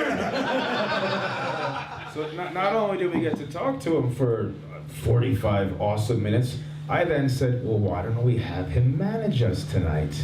And he was all about it. And then we go to the ring, and I'm like, you know, where's Jamie? And I look there, and he's sitting in the front row just drinking a beer. That was our manager. That was a big selling point too, was I was like, well, there's a bar in the building, so we can definitely lure him in here with the promise and some free beer skis and get him to talk, and he ended up being awesome. And, he was really super cool. Again, I don't want to give too much away, but anybody who's YouTube, Jamie Dundee, if you haven't, go home and do it, and it'll get you amped up to buy Road Diaries Too, even if we weren't on it, because he's just one of the most outlandish characters of all time. And the quote from Luke, what I was getting to was, I forget what I said. Yeah, was like, instead of being, hey, nice to meet you, blah blah, he was like, you are my hero. I sit around with my buddies and I drink beer and I watch your shoot videos like it's the fucking gospel. And like, you know, and like it's for him to say that to somebody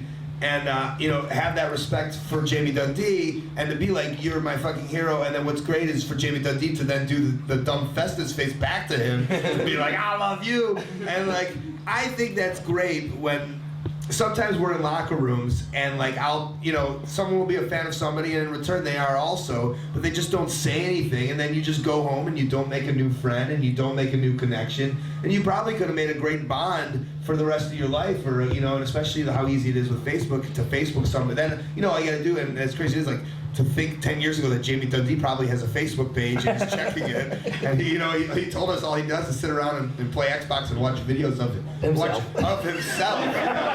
Which is awesome on so many levels. He admitted that he is obsessed with himself. Yeah. That's what he told us. That he was clinically diagnosed as being obsessed with himself. So for you to go and make, basically you made a friendship right there, I think. I'm booking Nashville, brother, next month. And so now you have his phone number. You're excited. I bet you guys become text buddies. Oh, And, you know that's gonna happen. Get my weekly Dundeeisms in. Yeah. And so there. I mean, that's. And then there's so much more. It was a great time. I'm really excited. For myself, again, I said the first one was interesting for me. There was two guys. My friends Brian and Sal, and we had never had any really real exposure in wrestling. And we were just trying to make it through the world. And this one I was with two guys who were on national television for years and were giant superstars. And for myself, I lost 4 matches in under 3 minutes total on television. That's my career. So it's not like I was on the same page. So I think it's a fun dichotomy also for saying, like, my spectrum of friends in the world of wrestling. And I'm grateful that I have friends who were working our way up. I have friends who have been there and done that, and I have, rookie friends and friends, just like Cliff was saying, him and Jimmy Snuka are like best buddies. That's his Uncle Jimmy. He's not my dad. But I love it when people think that he is. If Jamie Dundee knows that he's not my dad, everyone else should know that he's not my dad. And, I wish he was my dad. We did have a 4th man in the car. I like everyone to wave to Jack Edgar right here. So hi, Jack. And he's going to be the mastermind behind it. I want to make sure he gets a little love. He saw some serious shit this week. He is never going to talk to me again. And he was our cameraman, and we had a blast. We had a blast doing this, and I'm excited for you guys to all see this. For this portion of it, anything you guys want to make a quick statement, I guess, for this part? For booking inquiries, book biglg@gmail.com. Follow me on Twitter @RealGallows. That's all you need to fucking know. Cliff? I'm exhausted. I'm very tired because let me tell a little quick story about the trip. You guys got to understand, this guy is a severely torn groin. It's disgusting. So we were coming back from, I don't know, somewhere, and we were going to stop in Louisville, Kentucky on the way home, on the way to Cleveland. We were going to crash at my house. And it got to the point where he was so bad, we were like, he's got to go to the hospital. And I looked at Colt, and we were like, so we wound up going to the ER. So I didn't sleep. I haven't slept since when? He literally, you stayed up 39 hours straight, I think I could. Yes, 39 hours straight, and I became delirious, and I unfortunately lost my voice screaming "Time to Die" at one of the shows. But so there'll be no time to die today, or maybe if you have $10. But no, I don't see. I'm still. I'm just saying. So this guy's a real trooper. I'm not gonna plug my bookings because he's my agent. But I just think everyone should know how much of a trooper this guy actually is to have come with us. And he didn't bitch. He only bitched about 500 times. Kind of. But a funny story about that, we were in the hospital and they wouldn't let us film in there. And the first doctor that came in was super cool. But they were like, your friends can't come back, and he's giving me all this advice. Because they were worried I had a blood clot, so I had to get an ultrasound. But he was like, well, the ultrasound guy won't be here for another 2 hours. You could have a blood clot. It could go to your lungs and kill you. And I was like, can you not fucking give him a call and get him in here?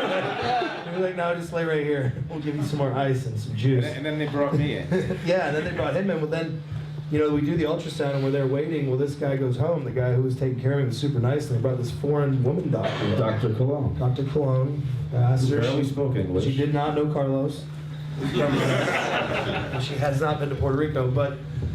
did you legit ask her that? Yes. Of course. And I had no idea what we were talking about. Yeah, but then she was like, I'm like, I got to fly home. Is that okay? And I got a bunch of bookings coming up, and I got to I'm shooting this other movie, and is all this okay? And she's like, well, for 1 year, it could go to your lungs, and you could still die.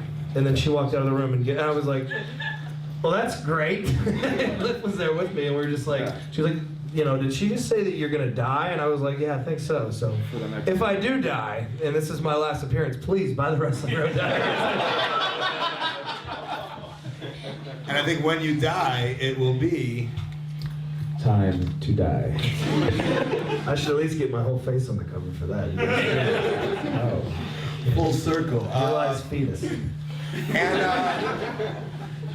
And also, I'd like to throw a shout out to Alex Gottlieb, who got us a discount on a room for one of the nights. Who is this? He was a fan. He gave us a discount on the room.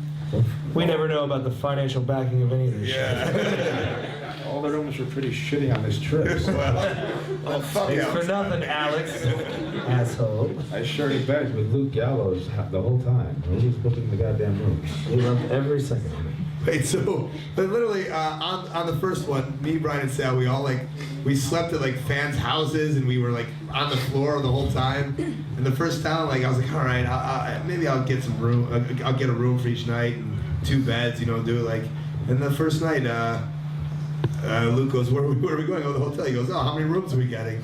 And he's like, I paid my dues. Fuck. I think he legit thought we had 4 rooms, one for each of us. I have a whole private ritual when I have my own room. You don't want to be a part of that shit. 4 rooms, he says. All right, that's our story. I think we're gonna go into some fun Q&A now. If you guys want to make sure you guys all have the time to speak. Did we have Patrick? It's your job to spice this shit up because you're not laughing near enough. So somebody come up with something. Does that thing work?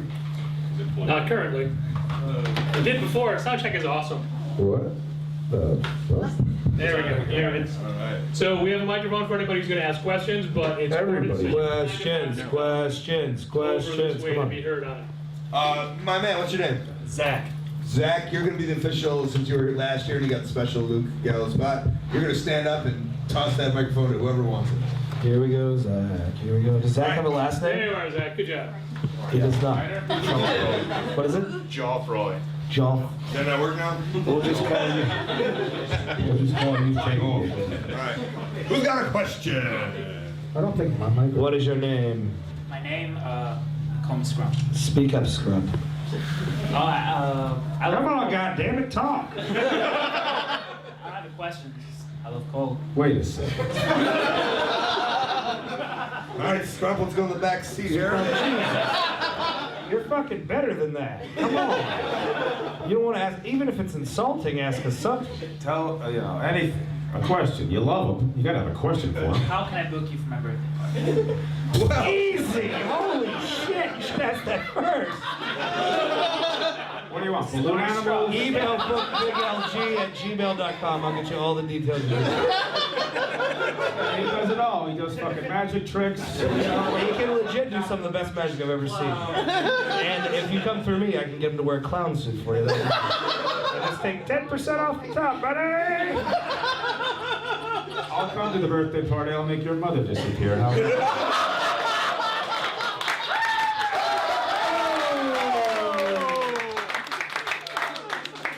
You should have him at your birthday. No, I'm not kidding. I want this thing to happen. You email me and if you have people on pockets, he'll be there with a fucking clown suit on. Come on, Scrumpy. All right, who's next? I love Colt. Do you love Cliff? You love Cliff now, right? I'm Jonathan. Hey, Jonathan. Talk into that thing, I think. All right, just a little bit better. Just scream. Tap it. You know what? Use mine. It works when you tap it. No, it's like halfway there. Thank you, by the way. This is a little bit more towards you two. Which two? Luke and Colt. How is working? Wait a second. I'm sorry. You think you're gonna get a fucking autograph from that? Maybe. You know what? Why don't you just leave right now? I might have one for you in a second too. I might. Okay. How was the WRP experience for you guys? Ooh. Luke and I both wrestled in Los Angeles for a show that was called the Wrestling Revolution Project, but then was changed because he was too lazy to get the copyrights to that. And somebody else took it, I think. Exactly. Yeah. It was fun. I did a character called Punchline. It was basically a grizzled stand-up comedian. And it was based off of Luke Gallows' character, the grizzled young vet. Except in the world of comedy. And it was just a fun experience. It was like, here's the thing, like, we do these projects, we do them for a week, we're in, we're out, and it's about cherishing that fun time we had. Like, in reality, this thing we just did will be the same thing as what that will be in Los Angeles. Like, we did 5 days here, we did 5 days in Los Angeles, and it's just about making the most of it. So it was great. I hope it happens again. This was great. I hope this happens again. So the guys were great. It was a great crew. Jeff Katz knows what he's doing. At Katz Money. He's on Twitter, yes, correct. At Katz Money. Best thing, the whole song. Like, Luke Gallows just learned how to use Twitter, so now he thinks he's all slick by putting an at sign in. I am. I don't know what hashtags are, but I can sing at Katz. So hopefully, he was the executive producer of Snakes on a Plane. No, I'm So if it tells you what kind of stuff we're dealing with here in the wrestling world. And X-Men Origins Wolverine. Yes. Oh, I guess this is the place to talk about. What was it I gotta say on the mic? X-Men Origins Wolverine. X-Men's Origins Wolverine. You guys all. I'm in challenges. X-Men Origins Wolverine, and this one works now, so we'll pass this one around. No, the Wrestling Revolution project, though, he said we were there for 5 days. We filmed like 65 matches in 5 days, so we beat the shit out of ourselves doing that thing, but it was fun. We had a good crew, and we'll see what happens. Next. Hi. Hi. Liz. Hey. Hi, Liz. And I wanted to apologize to Colt. Is this on? Sorry, Colt. For Hop right into it. Yes. prank calling you in October. Jeez, son of a bitch!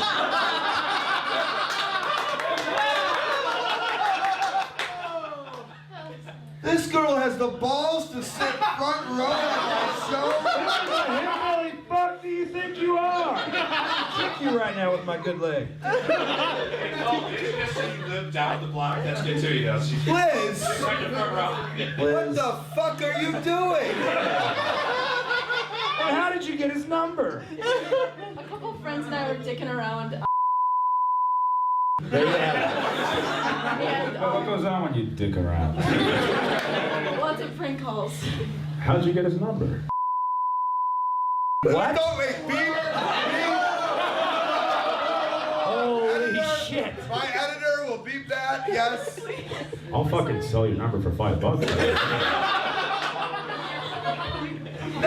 Hold on, but not only did you prank me, then you were like the worst prank caller ever. What did you do when you prank called I him? don't even remember. I'm sure he remembers. She's like, oh my God, is this call?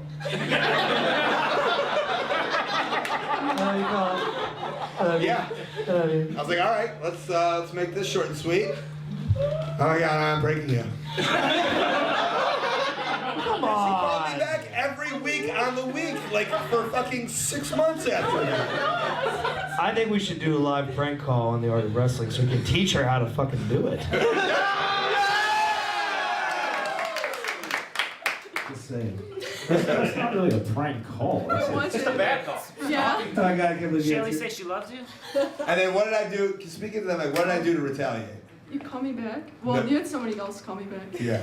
Some asshole asked to book me, and I was like, oh, I got a perfect number that I will pretend to. And I gave that promoter, who was a real dick, I gave her number. What's his name? What's I don't his even name? remember. It was a woman. It was a woman? With a European accent. Oh, give her my number too. Oh, I think it was the one that wanted the John Morrison's phone number. Oh, that woman's brutal. Right, you know about her too. Yeah. Everybody knows him. Yeah, Hazel. See, he knows her first name. Whatever. So have fun with your new pen pal. Hazel, you're a dirty bitch if you're listening. Don't fucking email me again. All right, who's next? Pass this around. Anyway, there we go. My man in the band. He looks like he's got a good question. He's in a band. He's got a good question. I have his shirt. You with my shirt? Yes. Sick. I always wanted to ask you, whatever happened to Danny Domino? Oh God. Because you had Ace on the podcast, which is awesome. So love Ace. I can tell you where Danny Dominion's at right now, but I don't think I'm legally allowed to. I think we're all off limits now. So Danny is in a different place right now. And hopefully he will be. Is he battling demons? That's what we say in wrestling.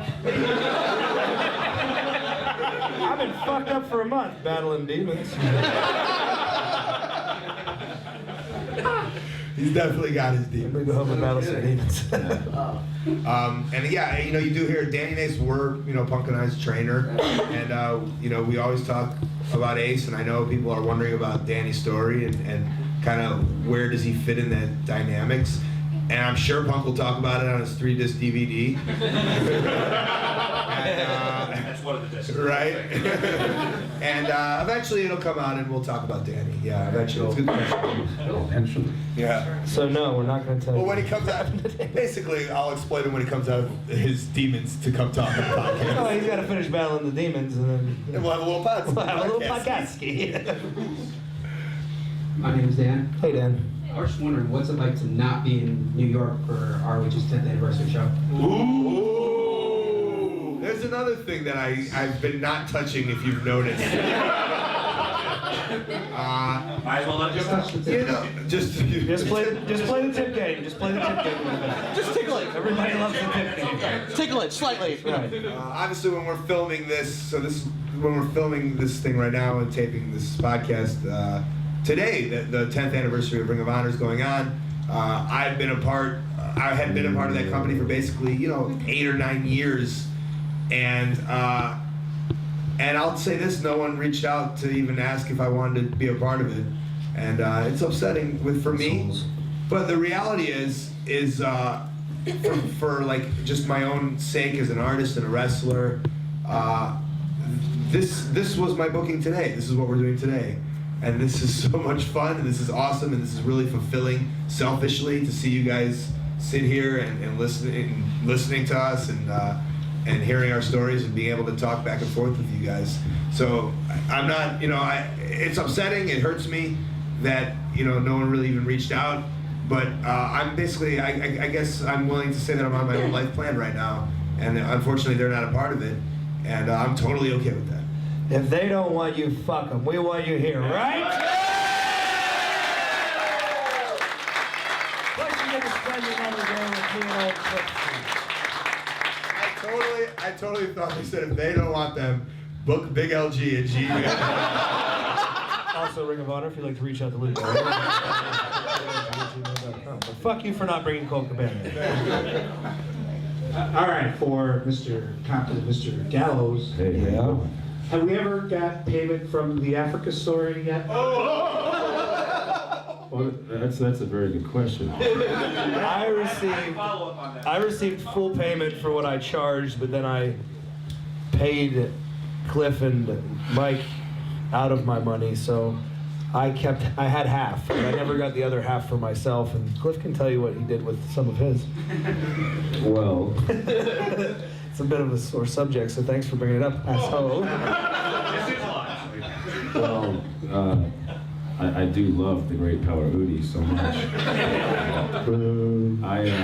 After being held hostage and having to pay $1,000 to get to the airport, and telling Mr. Gallows this, he says, "Oh, don't worry about the $1,000. I'll pay you when we get back to the States." Which I would. He just hasn't paid me yet. Oh! Punch him in the balls! He told me that.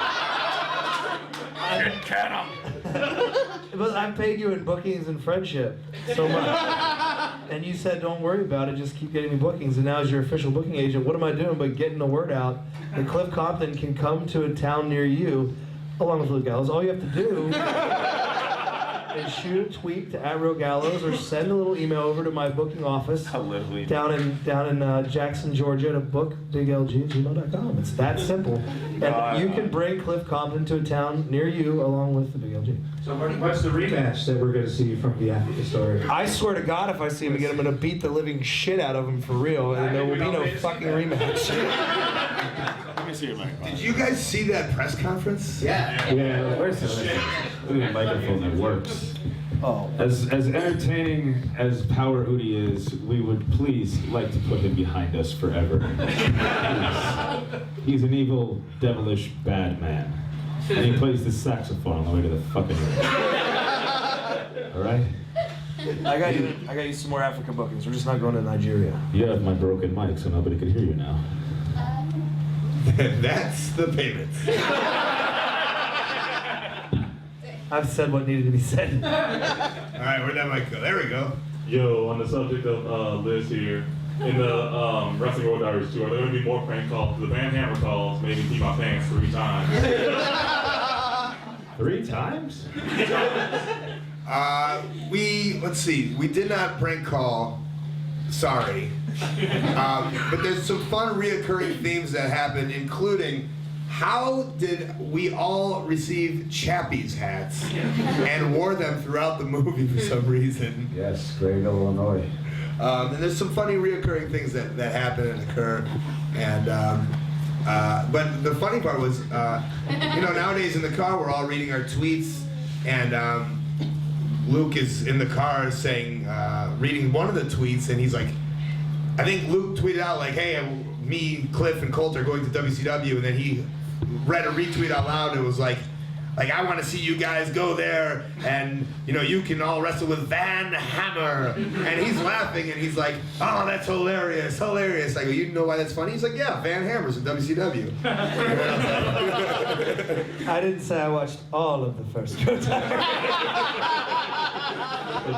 So I had to explain that on the bonus disc. We went about, and we did call Van Hammer, but I didn't want to try to, we're recreating, we're not recreating, we're doing another style of that movie, but I didn't want to do, that was a gem for the first one. I think a gem for the second one. We'll just see what Cliff Compton wears every day. Yeah. So that's something. I guarantee you won't piss yourself, you will shit yourself. All right? I'm counting on it. All right, buddy. Anybody else? Short guy in the back behind the 2 Sasquatches. Hey man, they got feelings. There he is. Actually, my question is for all 3 of you guys. Like when fans come up to you, and if they use their real name, do you guys ever get offended, or do pro wrestlers ever get offended if they just kind of come up to you and they're like, "Hey, dude, what's going on?" And you're like, "What's going on?" I would like to feel this if this is okay. Yes. Because this is a huge pet peeve of mine, but I don't feel like being a dick and addressing it so much. Right. I can't tell you the number of people who come up to me and say, "How's Phil doing?" And me constantly going, "Who the fuck is Phil?" Phil Collins? Phil Donahue? It's a great question, and we all have the internet. Luke, when you were 14, you knew that Sabu's name was what? You stumped me right now. What? Terry Bronk. Terry Bronk. We all can look on the internet and figure out people's names, okay? And phone numbers, apparently. I have a great story about this when you're done. Okay, but no one will ever think you're cool when you call me Scott or when you call him Phil. Like, this is what I am. Call me Abe. Yeah, I'll introduce myself. I'll introduce myself as Colt to you guys, as that's the relationship we have, as wrestler and fan and whatnot. And that's what you guys know me as, and that's what I love when someone will come up, and especially just out of a non-wrestling context, see me somewhere different and say, "Hey, Colt, that makes my day." But if they're like, "Hey, Scott, I didn't know you from high school or from my bar mitzvah," it's a real big turnoff, and it is to all the wrestlers. And so tell your friends that. And we don't call each other by our real names. Yeah, I call him Colt. I call Punk. I've maybe called him Phil 4 times in my life, and it's just so weird when people say that. And yeah, and we call the guys just by our own little nicknames. Can I call you Daddy?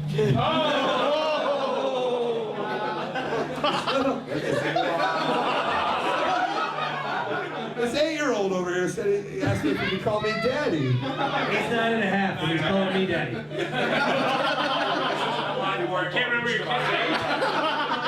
Wow. Colt Cabana, you are the father. Yes.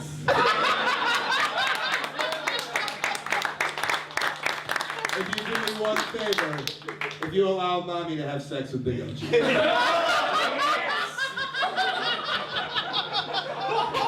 No, but when you're talking, when you asked the question, it reminded me of this. I was on a show, I was like 19 years old, and Tom Brandy was booking it, and he's the Patriot. Salvatore Sincere. Right, yeah. So he was doing Salvatore Sincere and the Patriot, but also promoting the show. Oh, yeah. So he had me dress up in his Patriot tights, Patriot jacket, and Patriot masks to go out and do gimmicks, which now I very much appreciate. And sometimes in the South there is a Luke Gallows Jr. if I'm putting as another character. But he got so offended and so mad at me because some fan came up and had a Johnny Gunn picture. And I signed it Johnny Gunn, but that was like totally offensive because it left the realm of the character that he was, or I was, or somebody was portraying. It wasn't even his, you know what I mean? So yeah. So he didn't like Johnny Gunn, and he just said, "This is the most disrespectful shit in the fucking world. I can't believe you signed that." And I was like, "That's not very." I can't believe I'm wearing your mask right now.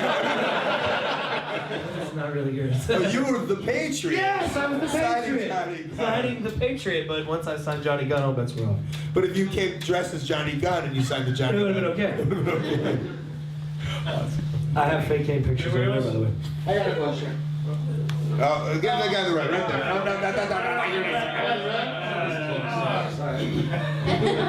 Hi, I'm John. Hey, John. Hi, John. Question for all of you. There's a story circulating around Deadspin about two indie wrestlers. One of them didn't follow the script and kicked the other wrestler violently in the scrotum, and his testicle exploded, and now he's asking compensation for it. And I was just your feelings on that. And I don't know, if you were given that scenario, how would you guys react? Well, it's funny you ask. This will be covered in Wrestling Road Diaries Too. We worked for the kicker 2 nights ago. Yeah, we wrestled for the kicker the other night. Oh, wow. Interesting. We were on the show with the guy that kicked the guy in the balls. The promoter is Sam Cosby. He's being sued by the other guy because he apparently The kicked his kicky. guy. It was really annoying. And what did Blowing up my Facebook. What did JC Ice call him? Fat Jew. No. There's lots of money. But he also, his nickname was Sue the Jew. Yeah, Sue the Fat Jew. Because he was getting Sue the Fat Jew, motherfucker. Fat Jew, Fat Jew.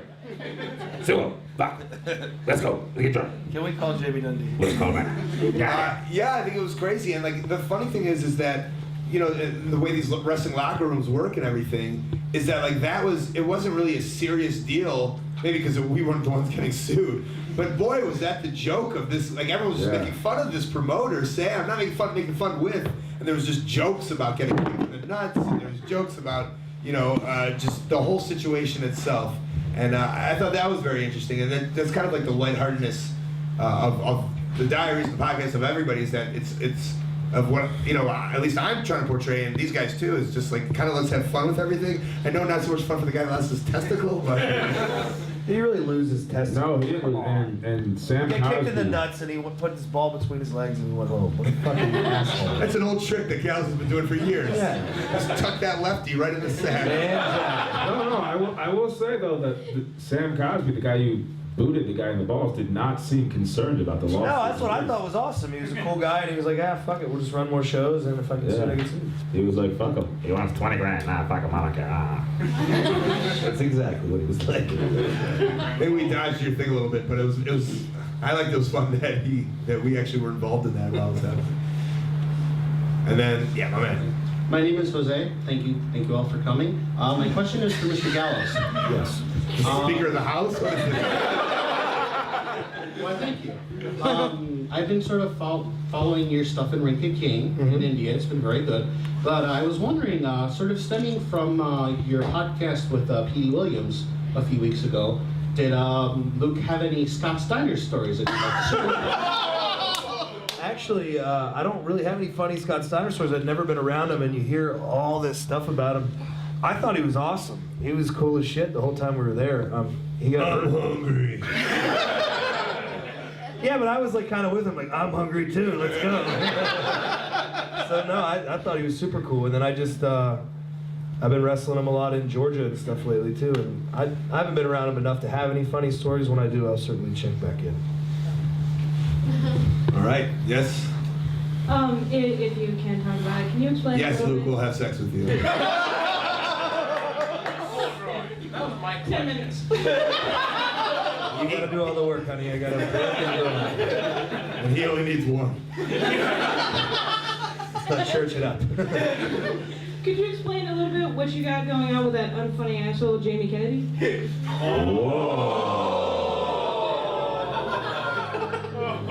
Which is crazy because, like, that's the tweet I will read and be like, fuck you, say that to my face. And here she is. Let's all be happy for Colt for Yeah, branching you know. out and going higher. and being God better. forbid a little success comes this guy's way. You want to shit all over him. Some fan you are. You will not be having sex with Luke Gallows. For at least a week. Listen, I'd almost hope that, like, everyone that knows what I'm doing and trying to make something of something that wasn't sees that Jamie's reaching out, and even if you're not a fan of him or his acting, you can appreciate that he sees the little guy and you know, on the northwest side here in Chicago, just trying to do something with his life, is trying to do something, and he can appreciate that, and he's reaching out. And I think that's so fucking cool. He has these giant offices in Hollywood, and he knows all these contacts, and he has all this business going. And instead of this is the one of the specs that he's chosen to try to help out, and also now he's helping me out. Jack said something nice to me the other day. He said, you know, Colt, to me you're not just helping yourself, but you're helping pro wrestling. And I thought that was really cool of him to say, and I thought that was really nice. And Jamie is also going to help pro wrestling. And I feel that I have a nice vision of what I want to do, and I feel I only want positivity towards wrestling. And by Jamie backing me, he's going to help bring out a real positive vibe for the world of wrestling and help you see more out of what you like in wrestling and less of what you like in wrestling. And so that's kind of what Jamie and Jamie Kennedy Entertainment's going to allow to happen if, you know, this stuff goes well. And so, but I feel that everyone's really supportive and really cool, and so is Jamie. So I think it's only going to be successful going forward. And I guess I'll let out a little secret, not a secret, but I was telling these guys this morning, is like, one of our pitches to Jamie is hey, you guys make all these shitty B movies, right? Like, straight to DVD. How much fun, instead of just, if one of the actors who, whatever, was just some guy who had 4 Twitter followers, you just replace that one fucking actor and you put an old 1859, you know? And he just fucking ran rampant on this movie. You know, and it would be awesome. I can't do porn anymore. I'm just so I gotta get to the B movies. Can't keep it up. So that, I mean, how cool would that be? You know, if your opinion on Jamie, but if he could make something where he could put in Luke Gallows in a movie, he could put Cliff in a movie, you know, he could put M-Dog in a movie, all these awesome guys. Put more Luke Gallows and Cliff. Okay, well, he'll be book LG at Gmail. Book Big LG. Sorry. And so I think I think he's doing a great thing, and he's and he's gonna see this motherfucker. And he's gonna know that it was right you. No, you're entitled. This doesn't make up for Son of the Match. But you know, again, you are entitled to your opinion, and I think it's great that that you have the lady balls to say that. Lady balls. Lady balls, lady balls, lady balls, lady balls, lady balls. No, it is a free country. It is a free country. You can express your opinions, and I, you know, opinions are like assholes. I love to fuck them. If I could be so honest. Let's do 2 more. 2 more questions. All right. First off, let me. Not 2 for you. First off, let me distance myself from my fiance. Oh, you don't want to admit that. Hater. Luke's into that. It is what it is. My question is for Luke, as somebody who is an old school fan from Deep South Wrestling. Whoa. Is there ever a chance we will see the freaking Deacon again? Whoa. Oh, there's always a chance. Brother. Open up your wallets, your purses, your pocketbooks. And you can see any incarnation of the Big LG live in a town near you. I love the freaking Deacon. I would love to do the freaking Deacon again, because that was my one character that was completely mine and came out of my fertile little mind with all the spiders and face paint and hair gel. So yeah, maybe one day. You gotta grow the hair back. I don't know. Get some glue and a hairpiece like the missing link. All right, we got one question. Who's gonna grab that microphone? Oh, we got time for at least 2. All right, we're gonna do you, and then we're gonna do you, and then you'll finish it. Who are we gonna do? Her. Young Howard Finkel right here. My question specifically for Colt. I wonder if you think there's any, like, you do at least 3 gimmicks that I know of, just depending on what the week is. I'm no Luke Gallows. No, I wonder if do you think that's I don't see a lot of people do it, maybe I just don't pay enough attention, to have that, make yourself Fake Kane, freaking Deacon, Raka King Man, Isaiah Man. Sorry, go on. But do you think it's worthwhile to have that kind of variety as opposed to just saying, this is my gimmick and if you don't like it, go to hell, this is the one I'm pushing? Well, the best part of me doing all those gimmicks is that at the root of it is Colt Cabana. So if I'm doing Officer Colt, or if I'm doing Mad Classic, and you're thinking like, oh, look at him, he's doing all these different gimmicks. The reality is that it'll all go back to that's Colt playing that character, and in reality, that's Scott playing Colt playing that. You know what I'm saying? So, so for me, I love the fact that I can do all these different characters. And there was a time in my career where I said to myself, really, like, I think I'm getting stale. I don't know how much longer people, even like at the Ring of Honor shows, like I don't know how much people will cheer for me. It's not like I'm doing any angles. I'm just doing my wrestling style, and I worry about that as a career because as a wrestler, once you go stale, and I'm sticking to Colt Cabana, that will be my character for hopefully for the rest of my life. And once that goes stale, then I don't get booked anymore. Then nobody wants to buy any merchandise, blah, blah, blah. And then all of a sudden, then I'm working, I'm not working in professional wrestling anymore. But so if I can, spice it up a little bit with a police officer at ICP, or, a masked wrestler at Chikara and Lucha Baboom, or, I have a different, or a punchline, I think that's great for me, Colt Cabana, as a wrestler. And I encourage it, and I'd like to do a million more, including not like rock style, but including doing like if I can get in a movie or like I was Upchuck in that comedy pilot.